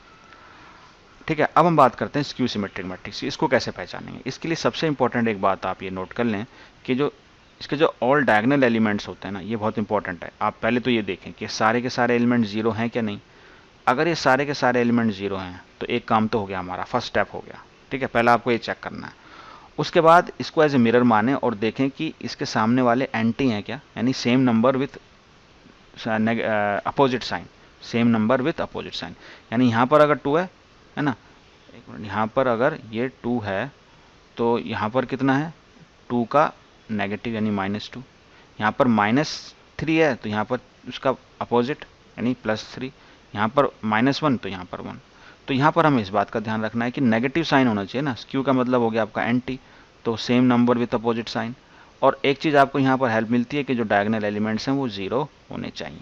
तो ये एक ट्रिक है, आप इस ट्रिक से किसी भी मैट्रिक्स को बता सकते हो कि सिमेट्रिक है या एंटी सिमेट्रिक है यानी स्क्यू सिमेट्रिक है। अगर आपसे कोई पूछे कि आप कोई लिख के दिखाइए आप सिमेट्रिक मैट्रिक्स, तो मैं अगर सिमेट्रिक मैट्रिक्स लिखूंगा तो मुझे ध्यान है कि मैं डायगोनल एलिमेंट्स से कुछ भी ले सकता हूँ, है ना। मान लीजिए मैं यहाँ पर डायगोनल एलिमेंट्स ले सकता हूँ 1, यहाँ ले सकता हूँ 0, यहाँ ले सकता हूँ 2, नो प्रॉब्लम। लेकिन मैं इसमें एलिमेंट्स को जो लूँगा, यानी कि अगर मैं यहाँ 5 लूँगा, ठीक है, तो यहाँ कितना लेना है मुझे, यहाँ भी 5 लेना है। ये थर्ड एलिमेंट अगर मैं यहाँ 6 लूँगा, ठीक है, तो यहाँ मुझे कितना लेना है, ये भी मुझे 6 लेना है। अगर मैं यहाँ पर 2 लूँगा तो यहाँ कितना लूँगा, यहाँ भी 2 लूँगा। तो ये मेरी क्या हो गई, ये मेरी हो गई आपकी सिमेट्रिक मैट्रिक्स। तो क्यों हो गई, क्योंकि यहाँ पर ये वाला एलिमेंट, सॉरी यहाँ पर, हाँ ये जो एलिमेंट है ये, सॉरी क्या हो गया, एक मिनट, ये हो गया, यहाँ पर 5 लिखा था हमने, तो यहाँ पर this element symmetric, this element symmetric, this element and this element symmetric.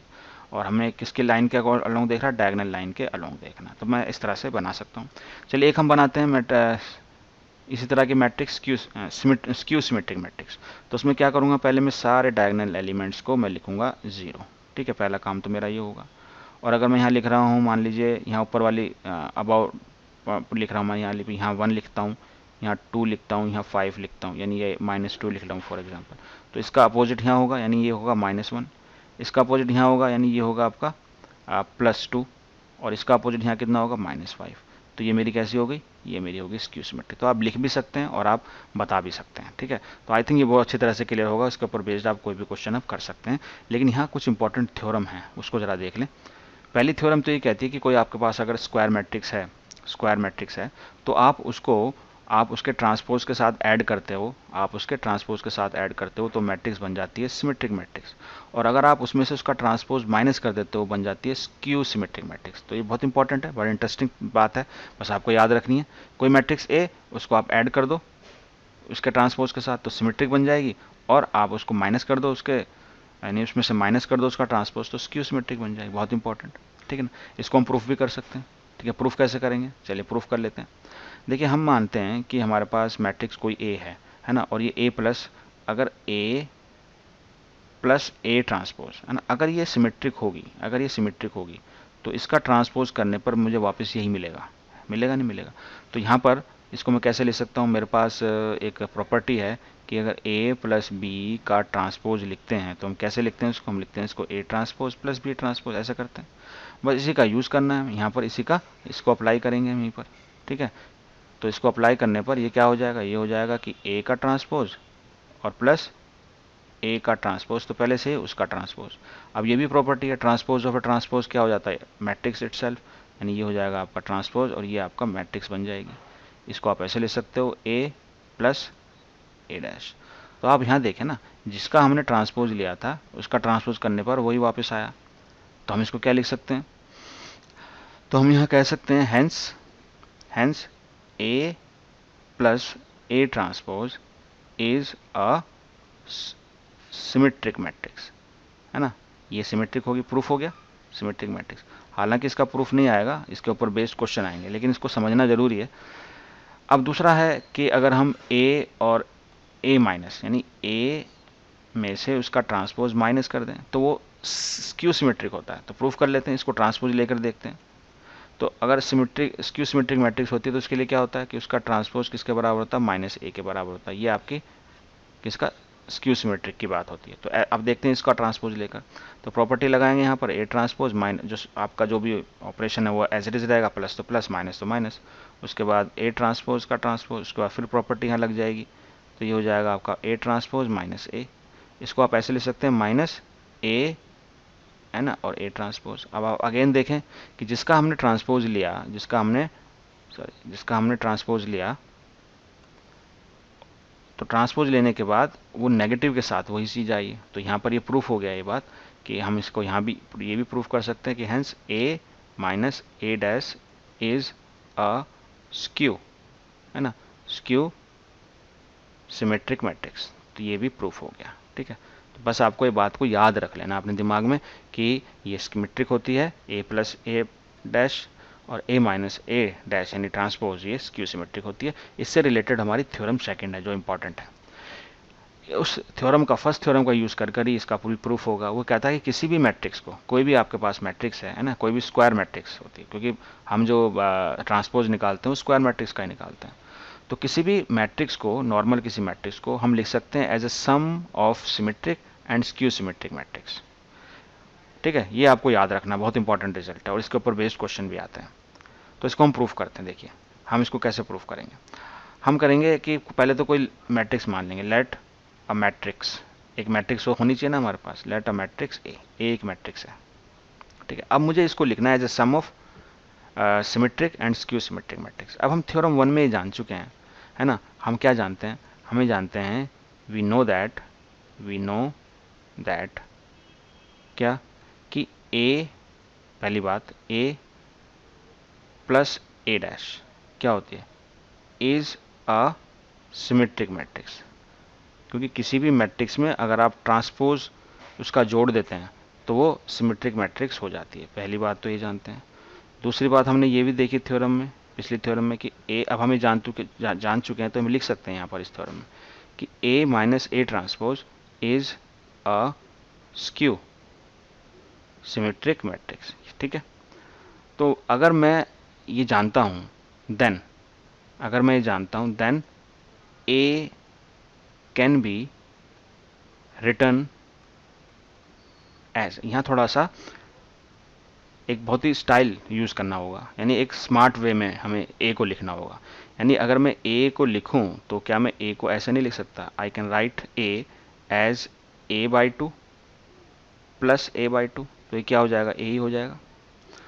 और इसको मैं वैसे भी लिख सकता हूं कि A by two plus A transpose by two और प्लस ए बाई टू, और इसमें एक बार माइनस करता हूँ ए ट्रांसपोज बाई टू, लिख सकता हूँ, ऐसा कोई दिक्कत नहीं, अभी भी ए ही रहेगा है। यानी ये ऐसे लिखा जा सकता है कि 1/2 है ना, ए प्लस ए ट्रांसपोज, और इसमें से 1/2 कॉमन ले लूँगा तो ये ए माइनस ए ट्रांसपोज लिखा जा सकता है। बहुत स्मार्ट तरीके से हम इस बात का यूज़ करेंगे। तो अगर मैं इसको ऐसे लिख रहा हूँ तो यहाँ पर एक बहुत मुझे फ़ायदा क्या हुआ ऐसा लिखने से, कि मैंने अभी पीछे ये पढ़ा है कि A प्लस ए ट्रांसपोज क्या होता है, सिमेट्रिक होता है।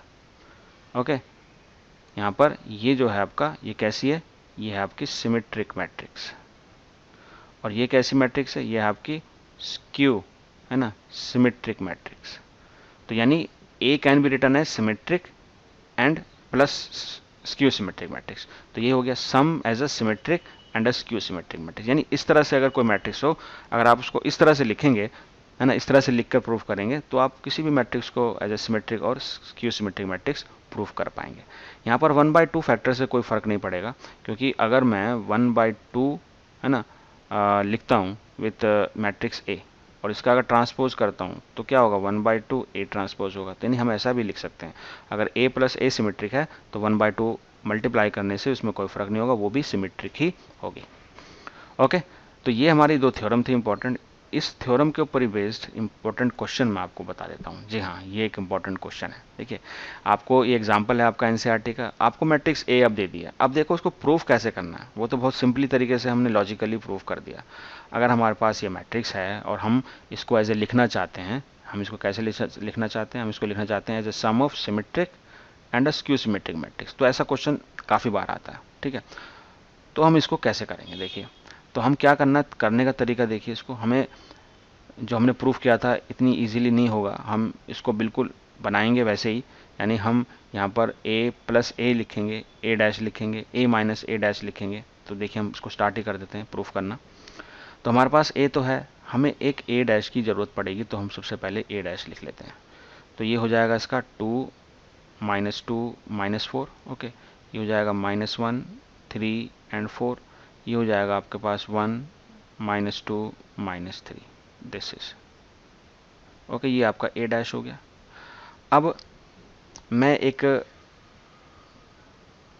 नई मैट्रिक्स बनाता हूँ p, which is nothing but 1/2, अच्छा, a प्लस ए डैश, ठीक है। जो स्मार्ट तरीका था मुझे वो याद है कि मैंने क्या किया था, तो वही उसका भी यूज़ करूँगा मैं, a प्लस ए डैश बनाता हूँ, ठीक है। तो ये बना लेते हैं, देखते हैं क्या होता है।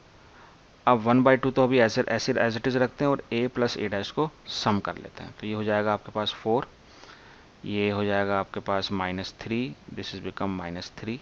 इसको ऐड करेंगे तो ये हो जाएगा आपके पास -3, ये हो जाएगा 6, ये हो जाएगा 2। यहाँ ऐड करेंगे तो हो जाएगा -3, ये हो जाएगा 2 और ये हो जाएगा आपके पास -6, ओके। ये तो हो गया आपका p। अब अगर मैं p डैश निकालूं, यानी इसका मैं ट्रांसपोज निकालूं, तो क्या होगा, यानी इसका ट्रांसपोज करना पड़ जाएगा।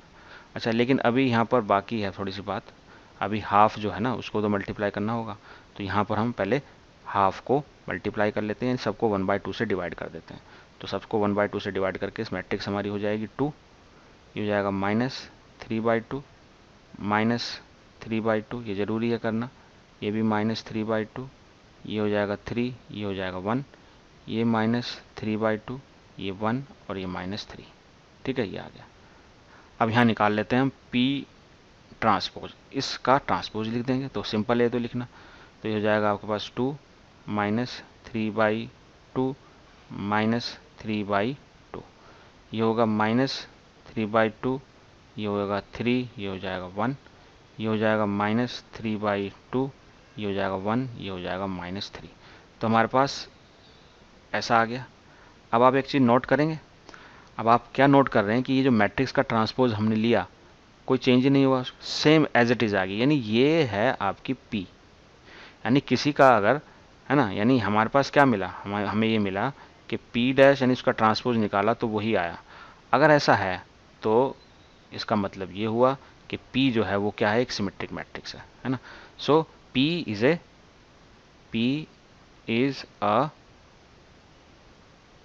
सिमेट्रिक मैट्रिक्स है, ठीक है। पहली बात, एक सिमेट्रिक मैट्रिक्स मिल गई। अब नेक्स्ट पेज में हम निकालेंगे, एक चीज़ डिसाइड करेंगे आप क्यू, और इस टाइम हम क्यू क्या लेने वाले हैं, इस टाइम हम वो स्मार्ट तरीके में हमारे पास एक और चीज़ थी 1/2 a माइनस ए ट्रांसपोज, ये लिखेंगे आप, ठीक है। तो 1/2 एज इट इज़ लिखेंगे और हमें पीछे जाना होगा इनका डिफरेंस देखने के लिए। तो इन दोनों का डिफरेंस हमें देखना है a-2 तो ये आ जाएगा आपका 0, ओके ओके ओके 0, ये आ जाएगा 0, ठीक है। उसके बाद यहाँ पर -1 एंड माइनस, तो ये हो जाएगा आपके पास +1, तो ये हो जाएगा आपका 1, सॉरी +1, ठीक है। तो मैं इसको पीछे से लिख देता हूँ सारा यहाँ देखकर, ओके। तो ये मैंने यहाँ देखिए पीछे से यहाँ नोट कर कर लिख दिया है, और सिर्फ अब आपके साथ ही मैं इसको 1/2 से मल्टीप्लाई करने वाला हूँ।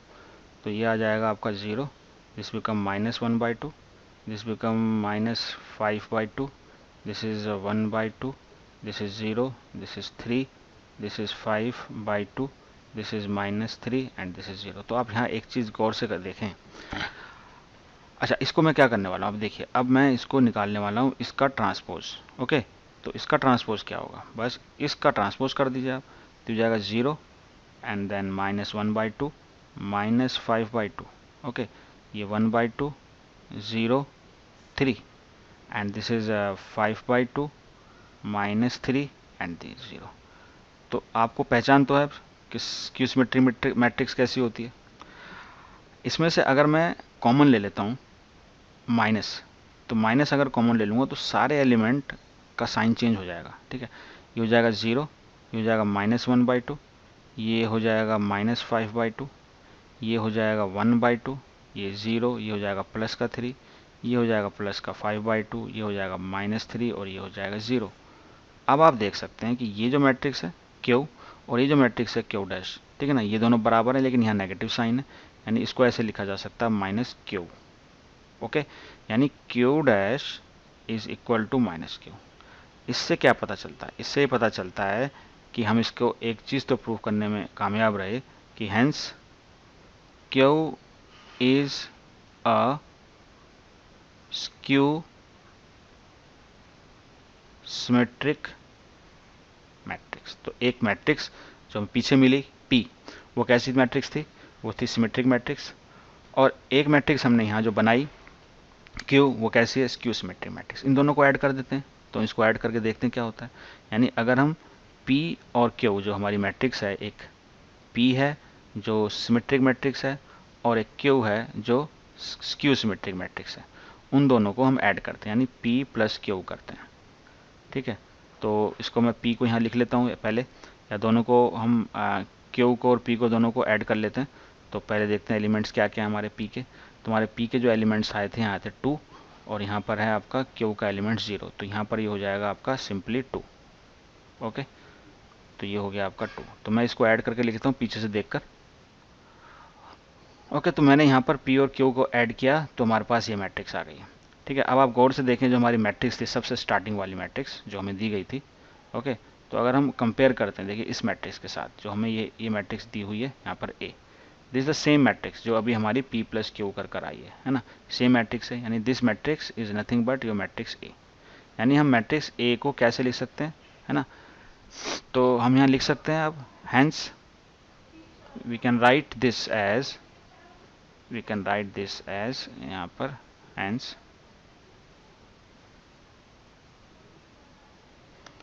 A can be written as P plus Q।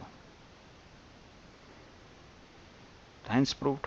बस यही था कि हम उसको as a sum of matrix और skew symmetric matrix, as a sum of symmetric matrix and skew symmetric matrix लिख सकते हैं। ठीक है, यहाँ P क्या हमने पाया, वो सिमेट्रिक मैट्रिक्स है, Q को क्या हमने पाया कि वो स्क्यू सिमेट्रिक मैट्रिक्स है, तो दोनों को ऐड किया तो वही मैट्रिक्स आ गई। तो इस तरह का कोई भी न्यूमेरिकल जो ज़्यादातर आता है क्वेश्चन में, स्पेशली बोर्ड के एग्जाम में काफ़ी पूछा जाता है, तो आपको इस तरीके से इसको करना होगा। ओके, तो सबसे पहले जो टॉपिक है हमारा कि एलिमेंट्री ट्रांसफॉर्मेशन होता क्या है। एक्चुअली हम मैथमेटिक्स में कुछ ऐसे ऑपरेशंस करते हैं जो हमें अलाउड होते हैं मैथमेटिकली, तो वो ऐसे रूल्स हम कह सकते हैं। तो मैट्रिक्स के केस में हम ऐसे 3 रूल पढ़ने वाले हैं जो हमें अलाउ करते हैं कि हम मैट्रिक्स के अंदर कुछ चेंज कर सकते हैं विदाउट चेंजिंग इट्स वैल्यू, यानी उस पर कोई फ़र्क नहीं पड़ेगा। तो वो क्या है वो हमें समझना है, तभी हम आगे समझ पाएंगे कि ट्रांसफॉर्मेशन का यूज़ क्या होगा, वो हम आगे उसकी बात करेंगे। लेकिन हम पहले ये देख लेते हैं कि क्या क्या चेंजेस हो सकते हैं। तो यहाँ पर देखेंगे कि ये 3 ऐसे रूल हैं जो आपको दिखाई दे रहे हैं, और हम इनको रो पर या कॉलम पर लगा सकते हैं। यानी 3 रो हैं अगर आपके पास, सॉरी आप ये 3 रूल हैं अगर आप रो पर लगाते हैं, और 3 ही रूल सेम कॉलम्स के ऊपर लगा सकते हैं। तो हैं तो ये 3 रूल, लेकिन अलग अलग रो पर भी लग सकते हैं, कॉलम पर भी लग सकते हैं।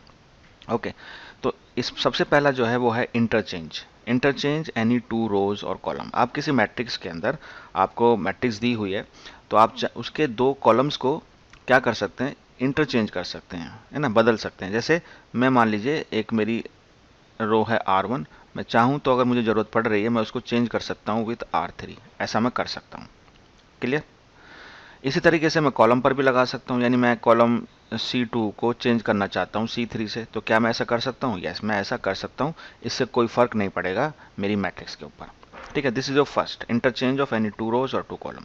दूसरा है मल्टीप्लीकेशन रो और कॉलम बाई स्केलर। किसी भी कॉलम को, किसी भी रो को आप किसी नंबर के साथ मल्टीप्लाई करना चाहें तो कर सकते हैं, है ना, इस पर भी कोई फर्क नहीं पड़ेगा मैट्रिक्स पे। जैसे मान लीजिए फॉर एग्जांपल मैं चाहता हूँ कि मैं R2 यानी रो R2 को, सेकंड रो को मैं मल्टीप्लाई करना चाहता हूँ 3 से, तो मैं लिख सकता हूँ 3 मल्टीप्लाई करके मैं R2 ऐसे लिख सकता हूँ, है ना। ठीक है, मैं किसी नेगेटिव नंबर के साथ, क्योंकि scalar can be any number, यानी मैं मान लीजिए R1 है, उसको मल्टीप्लाई करना चाहता हूँ माइनस, है ना, 1/3 से, ऐसा कर सकता हूँ मैं, है ना, 1/, तो जब मल्टीप्लाई करेंगे तो आप सेम, है ना, यहाँ 2 है, R2 है तो ये भी R2 है, R1 है तो ये भी R1, तो ये मल्टीप्लिकेशन के बारे में, तो हम ऐसा कर सकते हैं, इट इज़ अलाउड।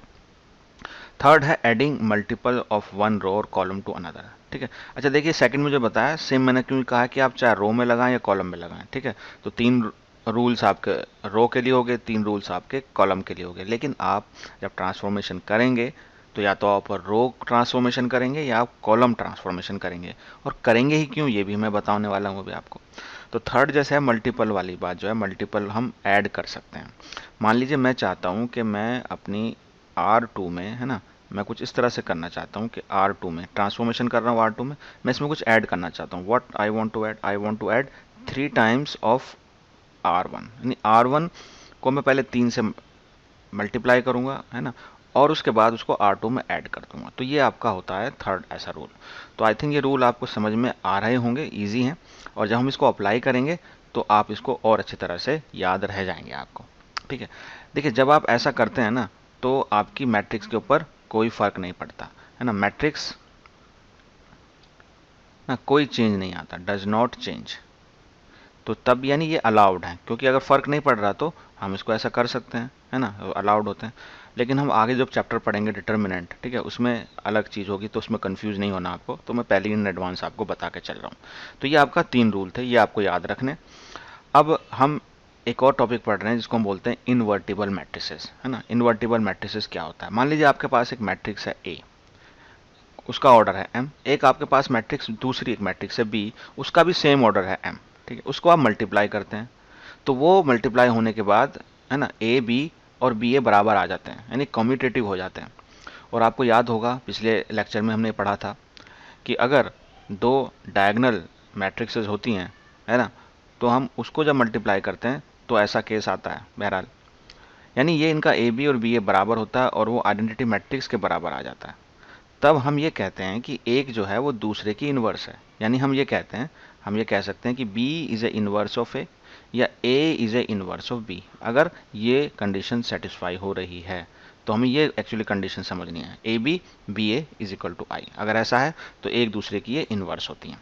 ठीक है, तो इन्वर्स हम निकालेंगे मैट्रिसेस का, और जो हमने भी टॉपिक पढ़ा ट्रांसफॉर्मेशन का उसका यूज़ करते हुए निकालेंगे। ठीक है, तो इन्वर्स आपको समझ में आ गया। इसका लिखने का तरीका क्या है, इसकी पावर में हम क्या करते हैं, -1 लिख देते हैं। तो इट्स अ वे और is a style of representing invertible matrix और inverse of a matrix you can say. चलिए इस पे बेस्ड एक थ्योरम भी है कि किसी भी मैट्रिक्स की एक ही इन्वर्स हो सकती है, एक से ज़्यादा हो ही नहीं सकती, है ना, unique, there is a unique inverse of any matrix.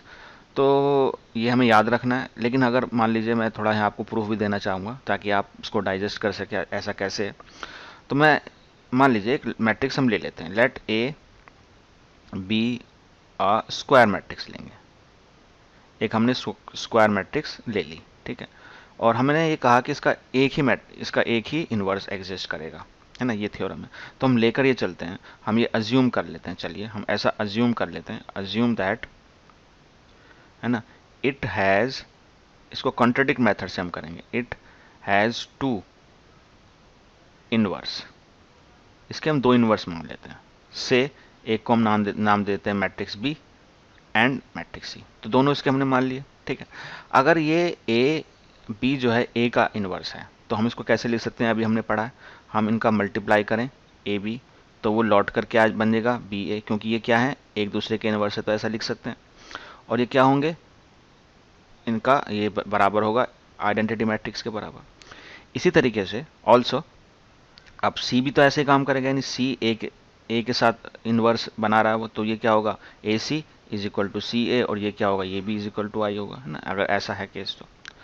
अब हमारे पास जो ये वाली मैट्रिक्स है, मैट्रिक्स बी, इसको हम कैसे लिख सकते हैं, हम यहाँ देखिए, अगर हम बी को लिखना चाहें तो हम ऐसे लिख सकते हैं, B can be written as, बी को हम आइडेंटिटी मैट्रिक्स के साथ मल्टीप्लाई कर सकते हैं, बी ही रहेगा तभी भी, और हम बी को तो एज इट इज़ रखते हैं, आई को क्या हम ए सी लिख सकते हैं, यस, हम इसको ए सी के बराबर लिख सकते हैं। और ए सी के बराबर लिखने के बाद हम इन दोनों को कंबाइन कर देते हैं। और देखिए यहाँ पर बी ए किसके बराबर है, आइडेंटिटी मैट्रिक्स के लिए, तो ये आ जाएगा आई सी। और आई को किसी के साथ भी मल्टीप्लाई करो आप मैट्रिक्स के साथ, तो मैट्रिक्स ऐसी रहती है। यानी कि जो मैट्रिक्स आपने ली थी बी, वो एक ही मैट्रिक्स है, दो अलग अलग मैट्रिक्स है ही नहीं। तो हमने अगर दो मानी भी, लेकिन यहाँ तो वो एक ही निकल कर आ गई है ना। तो बस यहाँ पर ये आपकी चीज़ प्रूव हो गई, हैंस प्रूव्ड, कि बस एक ही हो सकती है, दो हो ही नहीं सकती। हमने दो ली भी, लेकिन हमने देखा वो तो दो है ही नहीं, वो एक दूसरे के बराबर ही है। एक और थ्योरम है जिसके अंदर हमने एक थ्योरम पढ़ी थी, ट्रांसपोज ऑफ मैट्रिक्स, जिसमें हमने ये देखा था, है ना, थोड़ी वैसी है कि ए बी, है ना, दोनों का ट्रांसपोज जो होता है ना, प्राइम है लिखेंगे तो बी प्राइम ए प्राइम ऐसा लिखते हैं। तो कुछ ये भी ऐसा ही है। ओके, तो ये भी ऐसा ही है कि हम ए बी मैट्रिक्स का इन्वर्स जो होता है can be written as B inverse A inverse, ऐसा लिखा होता है। तो इसको भी तो मैं आपको प्रूफ करके दिखा देता हूँ। तो यहाँ पर देखिए, हमें इतनी नॉलेज तो है इन्वर्स ऑफ मैट्रिक्स के लिए कि अगर मान लीजिए ए बी है ना, ए एक अलग मैट्रिक्स है, बी एक अलग मैट्रिक्स है, दोनों इन्वर्टिबल मैट्रिसेस हैं, ठीक है। तो ए बी एक मैट्रिक्स होगा मल्टीप्लिकेशन के बाद, इसका जो ए बी मैट्रिक्स का जो इन्वर्स होगा वो ये होगा ए बी का इन्वर्स, है ना। तो हम ही जानते हैं कि मैट्रिक्स और उसका इन्वर्स को मल्टीप्लाई करते हैं तो क्या आता है आपके पास, आइडेंटिटी मैट्रिक्स आता है, करेक्ट। अब मैं क्या करता हूँ, यहाँ पर ए इन्वर्स से मल्टीप्लाई कर देता हूँ बोथ साइड, ठीक है। तो मैं आपको बता रहा हूँ, लिख नहीं रहा तो समझ तो जाएंगे आप। तो मैंने दोनों तरफ क्या करने वाला हूँ, मैं ए इन्वर्स से मैं मल्टीप्लाई कर रहा हूँ, तो यहाँ कर दिया। अब यहाँ भी कर देता हूँ, that is a inverse I, correct. अब अगर ऐसा है और मैंने इसको मल्टीप्लाई किया, और मल्टीप्लाई करने के बाद क्या मैं इन दोनों को कंबाइन कर सकता हूँ, कंबाइन करने के बाद ये क्या बन जाएगा, आइडेंटिटी मैट्रिक्स, है ना। ये आपका बी हो गया एज इट इज़, ये ए बी इन्वर्स हो गया, ठीक है ना। अब ये आई तो है ही नहीं यहाँ, समझ लीजिए, तो उससे कोई फ़र्क पड़ता नहीं है। अब आई यहाँ से हट गया, ये आई भी हट गया, मैं बी इन्वर्स से मल्टीप्लाई करूँगा तो क्या होगा, तो हो जाएगा बी इन्वर्स, ठीक है। इसको हम हटा सकते हैं यहाँ पर, और ये हो जाएगा बी, और ये हो जाएगा ए बी इन्वर्स। और यहाँ भी मैं क्या कर रहा हूँ, बी इन्वर्स से मल्टीप्लाई कर रहा हूँ, तो यहाँ भी मैं क्या लिखूँगा, बी इन्वर्स, है ना, और उसके बाद ए इन्वर्स। अब इसको अगर मैं क्या करता हूँ, कंबाइन करता हूँ, तो ये क्या बन जाएगा, अगेन आइडेंटिटी मैट्रिक्स बन जाएगा, और मेरे पास ये रह जाएगा, ठीक है। तो अगेन यहाँ से आइडेंटिटी मैट्रिक्स भी हट जाएगा, और रही क्या जाएगा, जो हमें प्रूव करना था कि ए बी का इन्वर्स क्या आ गया, बी इन्वर्स ए इन्वर्स, यानी इसका ऑर्डर जो होता है ना वो रिवर्स हो जाता है, ऑर्डर इसका रिवर्स हो जाता है, बस। तो ये प्रूफ भी हो गया, आपको चाहें तो इस प्रूफ को भी कर कर आप याद रख सकते हैं, ईजी रहेगा। चलिए टॉपिक को आगे बढ़ाते हैं। और सबसे इम्पोर्टेंट चीज़ कि हम जब हम किसी मैट्रिक्स का इन्वर्स निकालना चाहते हैं और एलिमेंट्री ऑपरेशंस कर कर, यानी ट्रांसफॉर्मेशन कर कर, है ना, और भी इसके मेथड हैं, आगे हम पढ़ेंगे कि हम किसी मैट्रिक्स का इन्वर्स कैसे निकालते हैं, वो इजी मेथड है। लेकिन आपसे अगर लिखा ही हो कि भाई आपको करना है और एलिमेंट्री ऑपरेशन ही करना है, तो थोड़ी सी उसमें मेहनत होती है ना, तब वो थोड़ा क्वेश्चन भी बड़ा होता है, 5 या 6 मार्क्स का क्वेश्चन आता है। तो इसका वर्किंग रूल है, क्योंकि ये जो अगर आप क्वेश्चन को रैंडमली अटैम्प्ट करने जाएंगे तो थोड़ा सा प्रॉब्लम हो सकती है, आप बार बार उसमें घूमते रहेंगे, वो क्वेश्चन आएगा नहीं। तो यहाँ मैंने 3 रूल बनाए आपके लिए, इन 3 रूल को आप फॉलो करें बस, और आपका आंसर आएगा, आप अटकेंगे भी नहीं। तो पहला रूल ये है कि मैंने आपको बताया कि जो ट्रांसफॉर्मेशन थे आपके, वो 3 रूल थे, है ना, 3 रो के लिए और 3 कॉलम के लिए। अगर आप रो के लिए यूज़ करते हैं, यानी 3 रूल हैं आपके पास इसके लिए भी, और 3 रूल आपके पास कॉलम के लिए हैं, तो मैंने कहा या तो आप ये यूज़ करेंगे रो ट्रांसफॉर्मेशन, या कॉलम ट्रांसफॉर्मेशन यूज़ करेंगे। अगर आप रो ट्रांसफॉर्मेशन यूज़ कर रहे हैं तो आप किसी भी मैट्रिक्स जो आपको दी होगी, जिसका आपको इन्वर्स निकालना होगा, उसको आप ए मैट्रिक्स होगी वो, और ए मैट्रिक्स को आप इस तरह से लिख सकते हैं, ए इज इक्वल टू आई ए।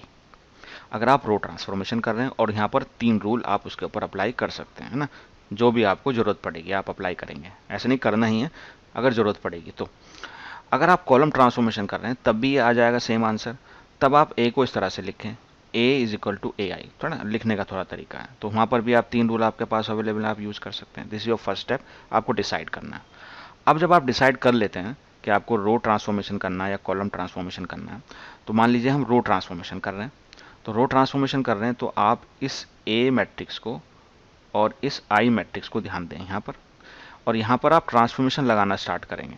जब ट्रांसफॉर्मेशन आप लगाएंगे, लेफ्ट हैंड साइड लगाएंगे आप ए पर, राइट हैंड साइड लगाएंगे आप आई पर, और इसको आप कुछ नहीं छेड़ेंगे, इसको आप नहीं छेड़ेंगे। तो ये दोनों मैट्रिक्स चेंज होंगी। और आपको चेंज करना क्या है, आपको ये ध्यान रखना है कि ए को हमें ट्रांसफॉर्मेशन लगाते लगाते, है ना, आप 2 लगा सकते हैं, 3 कितने लगेंगे वो डिपेंड करेगा आपके क्वेश्चन पर। तो लगाते लगाते आपका पर्पस ये होना चाहिए, आपका मोटिव ये होना चाहिए कि जो ए है वो आइडेंटिटी मैट्रिक्स बन जाए। इस पर आपको फोकस रहेगा यहाँ पर, ठीक है। ए को आपको आई बनाना है। तो जब आप लगाएंगे ऐसा ना, और राइट हैंड साइड में भी आपको सेम ही अप्लाई करना होगा, तो आई किसी और मैट्रिक्स में कन्वर्ट हो जाएगा। सपोज वो आपकी मैट्रिक्स बन गई एक अनदर मैट्रिक्स भी, ए को आपने छेड़ा ही नहीं। तो ऐसा आप कब कर रहे हैं, जब रो ट्रांसफॉर्मेशन कर रहे हैं। लेकिन आपको माना है आप नहीं, आप तो कॉलम ट्रांसफॉर्मेशन करेंगे, तो आप ये वाला रूल अपना सकते हैं। तो लेकिन यहाँ भी सेम ही है, आप ए के ऊपर लगाएंगे और ये आई है यहाँ आई के ऊपर लगाएंगे। और इस अगेन इस वही सेम, इसको भी आप चेंज करेंगे और इसको कन्वर्ट करने की कोशिश करेंगे आई मैट्रिक्स में। ओके, तो ये ए तो एज इट इज रहेगा और ये बदलकर एक हो जाएगी मैट्रिक्स बी। करेक्ट।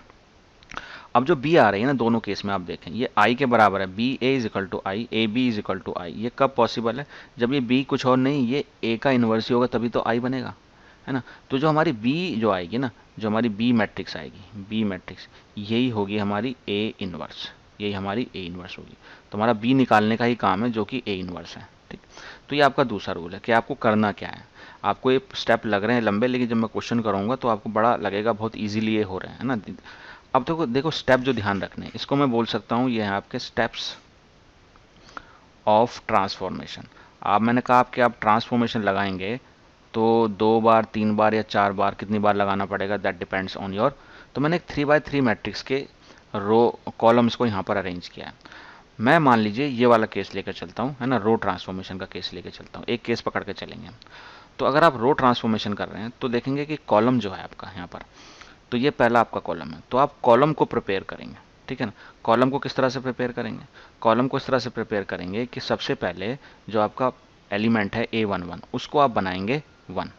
अगर कुछ भी होगा ना वो, तो ए में कुछ भी आ सकता है, उसको आप बनाने की कोशिश करेंगे 1। कैसे वो सब मैं बताने वाला हूँ। उसके बाद सेकंड स्टेप में, है ना, अब यहाँ स्टेप की बात करें तो आप पहले क्या करेंगे, ये स्टेप लगाएंगे इसके ऊपर, इसको बाद इसको जीरो बनाएंगे, ये आपका सेकंड स्टेप हो गया। उसके बाद इसको आप फिर जीरो बनाएंगे, ये आपका थर्ड स्टेप हो गया। तो ये कॉलम आपका तैयार हो जाएगा। जब कॉलम ये तैयार हो जाए, then you only then you move to the column C2। आप कॉलम C2 पर मूव करेंगे, ठीक है। ये रो ट्रांसफॉर्मेशन के लिए करा रहे हैं, रो ट्रांसफॉर्मेशन के लिए कॉलम को तैयार करेंगे आप, और कॉलम ट्रांसफॉर्मेशन कर रहे हैं तो आप रो को तैयार करेंगे, ठीक है। चलिए, तो अगर यहाँ पर आप जब ये आपका प्रिपेयर हो जाए पूरा, यानी आपका एक कॉलम तैयार हो जाए 1 0 0 आ जाए, क्योंकि हमें इसको क्या बनाना, आइडेंटिटी मैट्रिक्स बनाना है ना। तो 1 0 0 बनाना पड़ेगा पहला कॉलम, दूसरा कॉलम बनाना पड़ेगा 0 1 0। तो अब इसमें स्टेप कैसे लगाएंगे, ऐसा नहीं कि रैंडमली आपने इसको जीरो नहीं बनाना। अब आपको इसको जीरो A12 को जीरो नहीं बनाना। सबसे पहला आप स्टेप काम करेंगे कि जो आपको 1 वाला पॉइंट होता है ना, वो आपका फर्स्ट स्टेप होगा।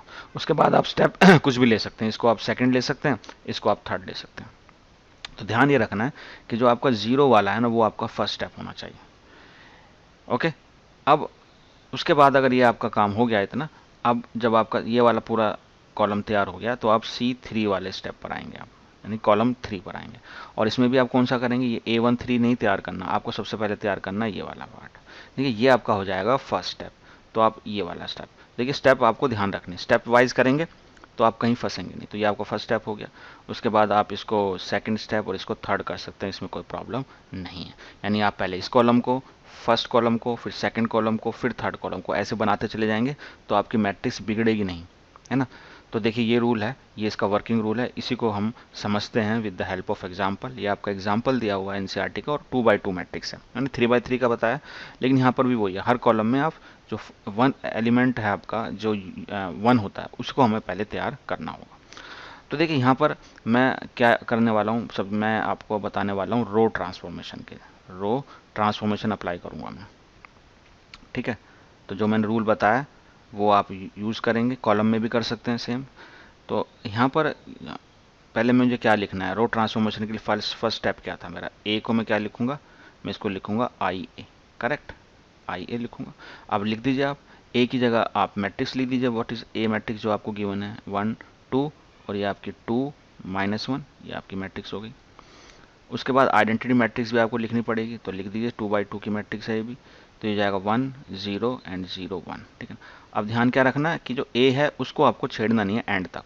तो जो ये दो मैट्रिक्स हैं इनमें ही सारा ऑपरेशन होगा, करेक्ट। चलिए अब देखिए ट्रांसफॉर्मेशन कैसे लगानी है। अब मुझे क्या करना था, मुझे सबसे पहले ये वाला जो मेरा पार्ट था ना, ये जो पार्ट था इसको मुझे 1 बनाना था, लेकिन ये ऑलरेडी 1 है, तो मुझे अब इसको बनाने की ज़रूरत नहीं है ना, हरा सिग्नल मिल गया यानी 1 है मेरा। तो अब मुझे मूव करना है A11 से, क्योंकि मेरा फर्स्ट कॉलम मुझे तैयार करना है। तो A11 पहले से मेरा 1 है, तो मुझे अब करना ही नहीं है, अगर नहीं होता तो उसको मैं 1 बनाता। लेकिन अब देखिए ये जो सेकंड है 2, इसको मुझे बनाना है 0, क्योंकि मुझे पूरा कॉलम पहले प्रिपेयर करना है, 1 0 करना है इसको। तो मुझे मुझे अब मेरा जो फोकस होगा वो यहाँ पर होगा, ठीक है। अब यहाँ क्या है, यहाँ क्या है, इस वाली मैट्रिक्स में क्या है, इस पर मुझे कोई ध्यान नहीं देना, मुझे सिर्फ इस 2 पे ध्यान रखना, और इसको मुझे बनाना है 1, और रो ट्रांसफॉर्मेशन करना है ना। रो करेंगे तो सारे में पूरे क्वेश्चन में रो का ही यूज़ करेंगे। ऐसा नहीं कि रो कर दिया, कहीं आपको मन करा नहीं कॉलम से ईजी हो रहा है तो आप कॉलम करने की कोशिश की तो गलत हो जाएगा, ठीक है। तो मेरा ये पहला कॉलम अभी चल रहा है, 2 को मुझे 1 बनाना है, तो मैं ट्रांसफॉर्मेशन क्या करूँगा, तो मैं ट्रांसफॉर्मेशन करूँगा रो सेकंड में, तो मैं लिखूँगा रो सेकंड। अब मैं इसमें क्या करूँ कि ये 0 हो जाए, तो मैं रो 2 में क्या करूँ कि ये 0 हो जाए, है ना। तो मैं इसमें माइनस करना पड़ेगा मुझे भरा, और मुझे क्या करना पड़ेगा, 2 टाइम्स R1 अगर कर देता हूँ तो मुझे इस ग्रीन वाले पे देखना है, इसका यूज़ कर इसको 0 करना। इसको 2 से मल्टीप्लाई करके इसमें से माइनस कर दूँ तो ये 0 हो जाएगा, ठीक है। बस यही है, क्योंकि मुझे फोकस सिर्फ इस पर करना है, ठीक है ना, इधर उधर नहीं देखना। तो जब मैं ऐसा करूँगा तो ये तो मुझे फर्स्ट रो तो एज इट इज़ लिखनी जाएगी यहाँ पर, ठीक है ना, ये मैंने एज इट इज़ लिख दिया। अच्छा, यहाँ पर भी जो फर्स्ट रो है यहाँ पर भी कोई चेंज नहीं होगा, एज इट इज़ लिख दिया, ठीक है। ए तो कोई चेंज होने वाला नहीं है एंड तक। सेकंड रो में ट्रांसफॉर्मेशन हो रहा है, तो यहाँ हमें थोड़ा कैलकुलेशन करना पड़ेगा। अब यहाँ पर है R2, तो 2 है, उसके बाद -2R1, 2 से मल्टीप्लाई किया तो ये भी क्या हो गया, 2 हो गया, तो 2 - 2 ये हो गया 0, करेक्ट। लेकिन इसके साथ साथ ये भी तो जाएंगे अब, ये तो मुझे मिल गया, मैं कर तो रहा हूँ इसको समझने के, लेकिन इनमें भी चेंजेस होंगे। तो इसमें जो चेंजेस होंगे हो जाए, है ना, उस we are not care about it कि क्या चेंजेस हो रहे हैं, ठीक है। तो हमें उसको नहीं उसको फिगर नहीं करनी हो रहा क्या है, लेकिन जो हो रहा है उसको करना पड़ेगा। तो यहाँ पर -1 और यहाँ इसको 2 से मल्टीप्लाई करने हैं तो 4 हो जाएगा, तो -1 एंड -4, तो ये हो जाएगा आपका -5, ठीक है। इस तरीके से ये 0 0 है, ओके। तो 0 और 0 में से मैं 2 टाइम्स ये कर रहा हूँ, तो यहाँ पर मेरा आ जाएगा -2, और 1 0 से कुछ भी मैं 2 करके मल्टीप्लाई कर, तो यहाँ भी वही हो रहा है काम, तो यहाँ सिर्फ 1 ही आ जाएगा ना।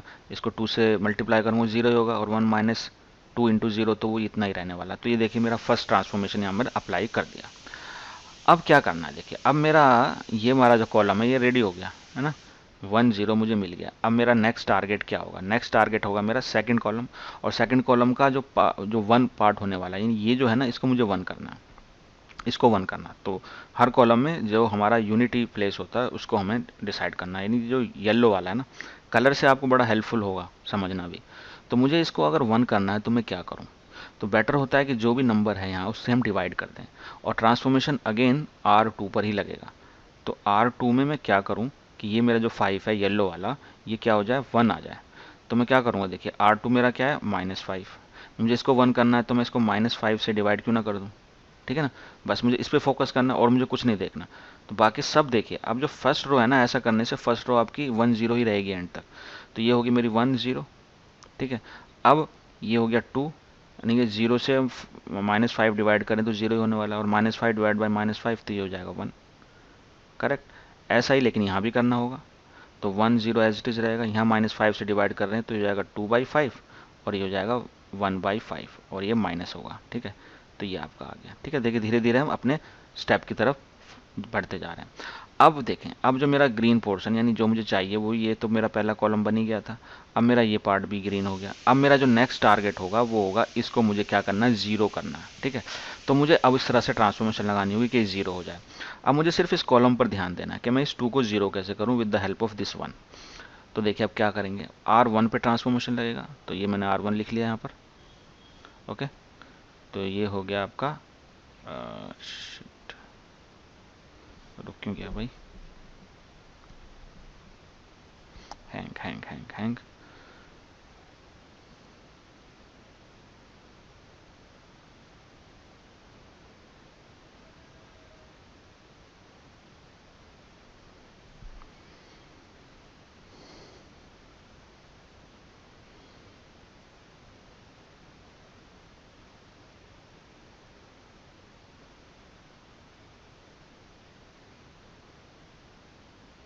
ओके, तो ये R1 पर मैं लगाने वाला हूँ। अब R1 में ये जो है हमारा येलो 2 है ना, तो इसमें मैं माइनस कर दूंगा 2 टाइम्स ऑफ R2, करेक्ट।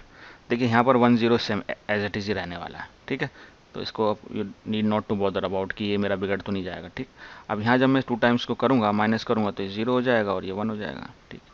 अब देखिए यहाँ क्या होता है, यहाँ ऐसा करने से 1 माइनस, ये 1 माइनस, इसको 2 से मल्टीप्लाई करेंगे तो 4 हो जाएगा, 4/5। 1 माइनस 4/5 तो ये 1/5 हो जाएगा। कितना हो जाएगा ये? 1/5। अब यहाँ पर क्या है? 0, 0 माइनस, यहाँ पर 2 से मल्टीप्लाई कर रहे हैं तो -2/5, तो +2/5 हो जाएगा। तो ये हो जाएगा आपका 2/5, क्योंकि R1 पे ट्रांसफॉर्मेशन लगा हमारा। R2 एज इट इज़ रहेगा, यानी ये 2/5 रहेगा एज इट इज़, और ये -1/5 रहेगा एज इट इज़, और ये मेरा A। अब आप देखें ध्यान से कि जो मेरा काम था ना, पहले मैंने इसको रो बना, इस कॉलम को तैयार किया, और मेरा ये भी कॉलम तैयार हो गया। जैसे ये कॉलम तैयार हो गया, यानी मेरा ये बन गया I, और एक ये अनदर मैट्रिक्स आ गई B, और ये हो गया A। अब ये B क्या है? ये A इनवर्स ही हो सकता है, इसके अलावा कुछ हो नहीं सकता, है ना। तो जो B इनवर्स है, यानी मेरा A इनवर्स क्या होगा? That is A inverse is nothing but B, है ना। और B क्या है मेरा? 1/5, 2/5, दिस इज अगेन 2/5, और दिस इज -1/5। तो ये जो है ना, यही हमें चाहिए था, और यही तरीका है इनवर्स निकालने का। तो मैंने अच्छे तरीके से, है ना, बहुत कोशिश की है कि आपको पूरा प्रोसेस समझ में आ जाए और आप बिना गलती के अपना आंसर तक पहुंच जाएं, ठीक है। तो यही तरीका हम फॉलो करते हैं इन्वर्स निकालने के लिए, और आप स्टेप वाइज करेंगे तो गलती कहीं नहीं होगी, ठीक है। तो ये 2/2 मैट्रिक्स थी। एक एग्जांपल हम लेंगे 3/3 मैट्रिक्स का, और आपको और ज़्यादा क्लियर हो जाएगा, ठीक है। अब मैं अगेन यहाँ पर रो ट्रांसफॉर्मेशन ही करने वाला हूँ। तो मैं क्या लिखूंगा? देखिए, रो ट्रांसफॉर्मेशन के लिए अब मैं जान गया हूँ, आपको स्टेप याद होते चले जाएंगे। ए को मैं लिखूंगा क्या? ए को मैं लिखूंगा IA, ठीक है।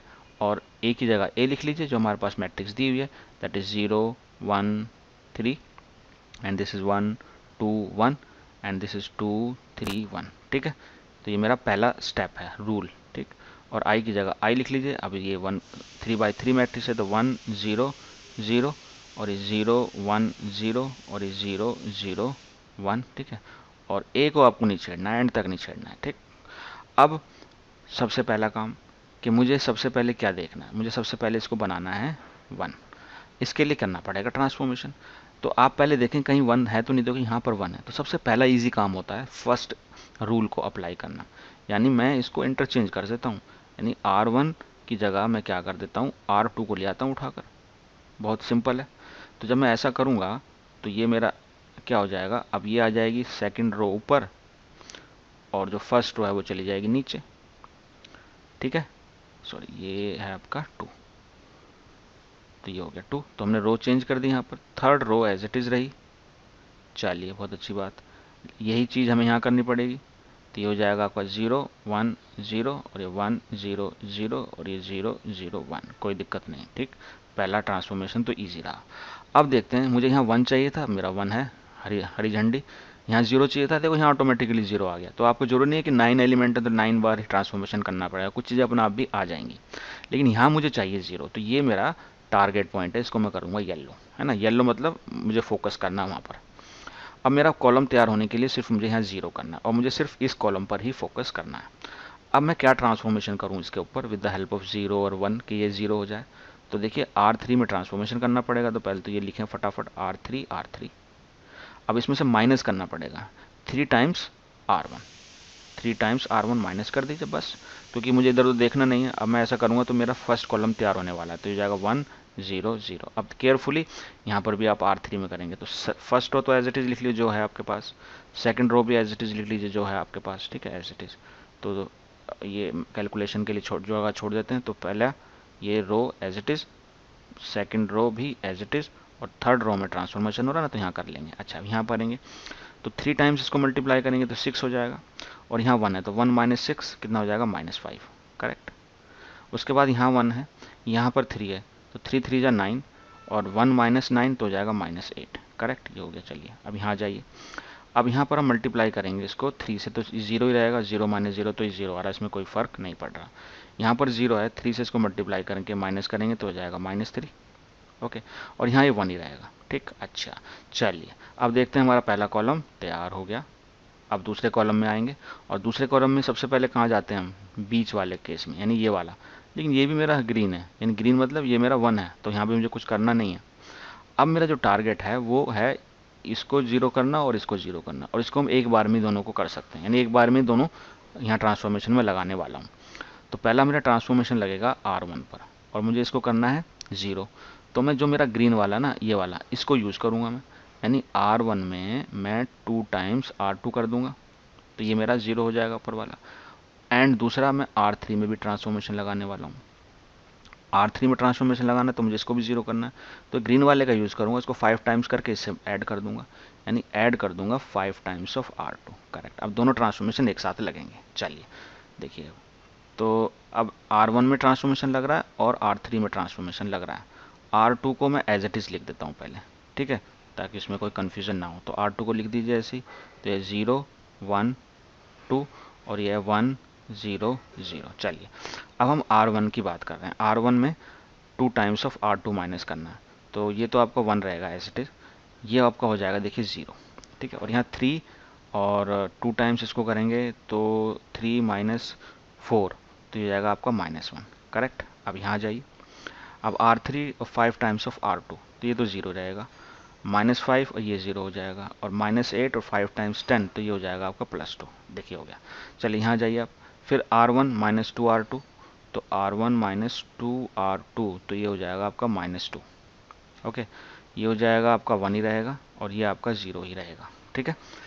ओके, चलिए अब ये देखें यहाँ पर, ये 5 times of R3 5 times of R2, तो ये 5 आ जाएगा, और ये -3 है, और 5 टाइम्स ऑफ R2 ये -3 ही रहेगा, और ये 1 है, तो ये 5 टाइम्स ऑफ R2 ये भी 1 ही रहेगा। करेक्ट। अब चलिए देखते हैं, ये मेरा पूरा कॉलम पहले से तैयार था, और मेरा सेकंड कॉलम भी तैयार हो गया। ओके, अब मेरा नेक्स्ट टारगेट पॉइंट है इस कॉलम का, ये वाला मुझे बनाना है 1। तो मुझे सिंपली क्या करना है, इसको मैं R3 में ट्रांसफॉर्मेशन करूँगा, मैं R3 में ट्रांसफॉर्मेशन करूँगा, और क्योंकि मुझे इसको 1 बनाना है, तो मैं R3 को डिवाइड कर दूंगा 2 से। ओके, चलिए, तो सिंपल हो गया।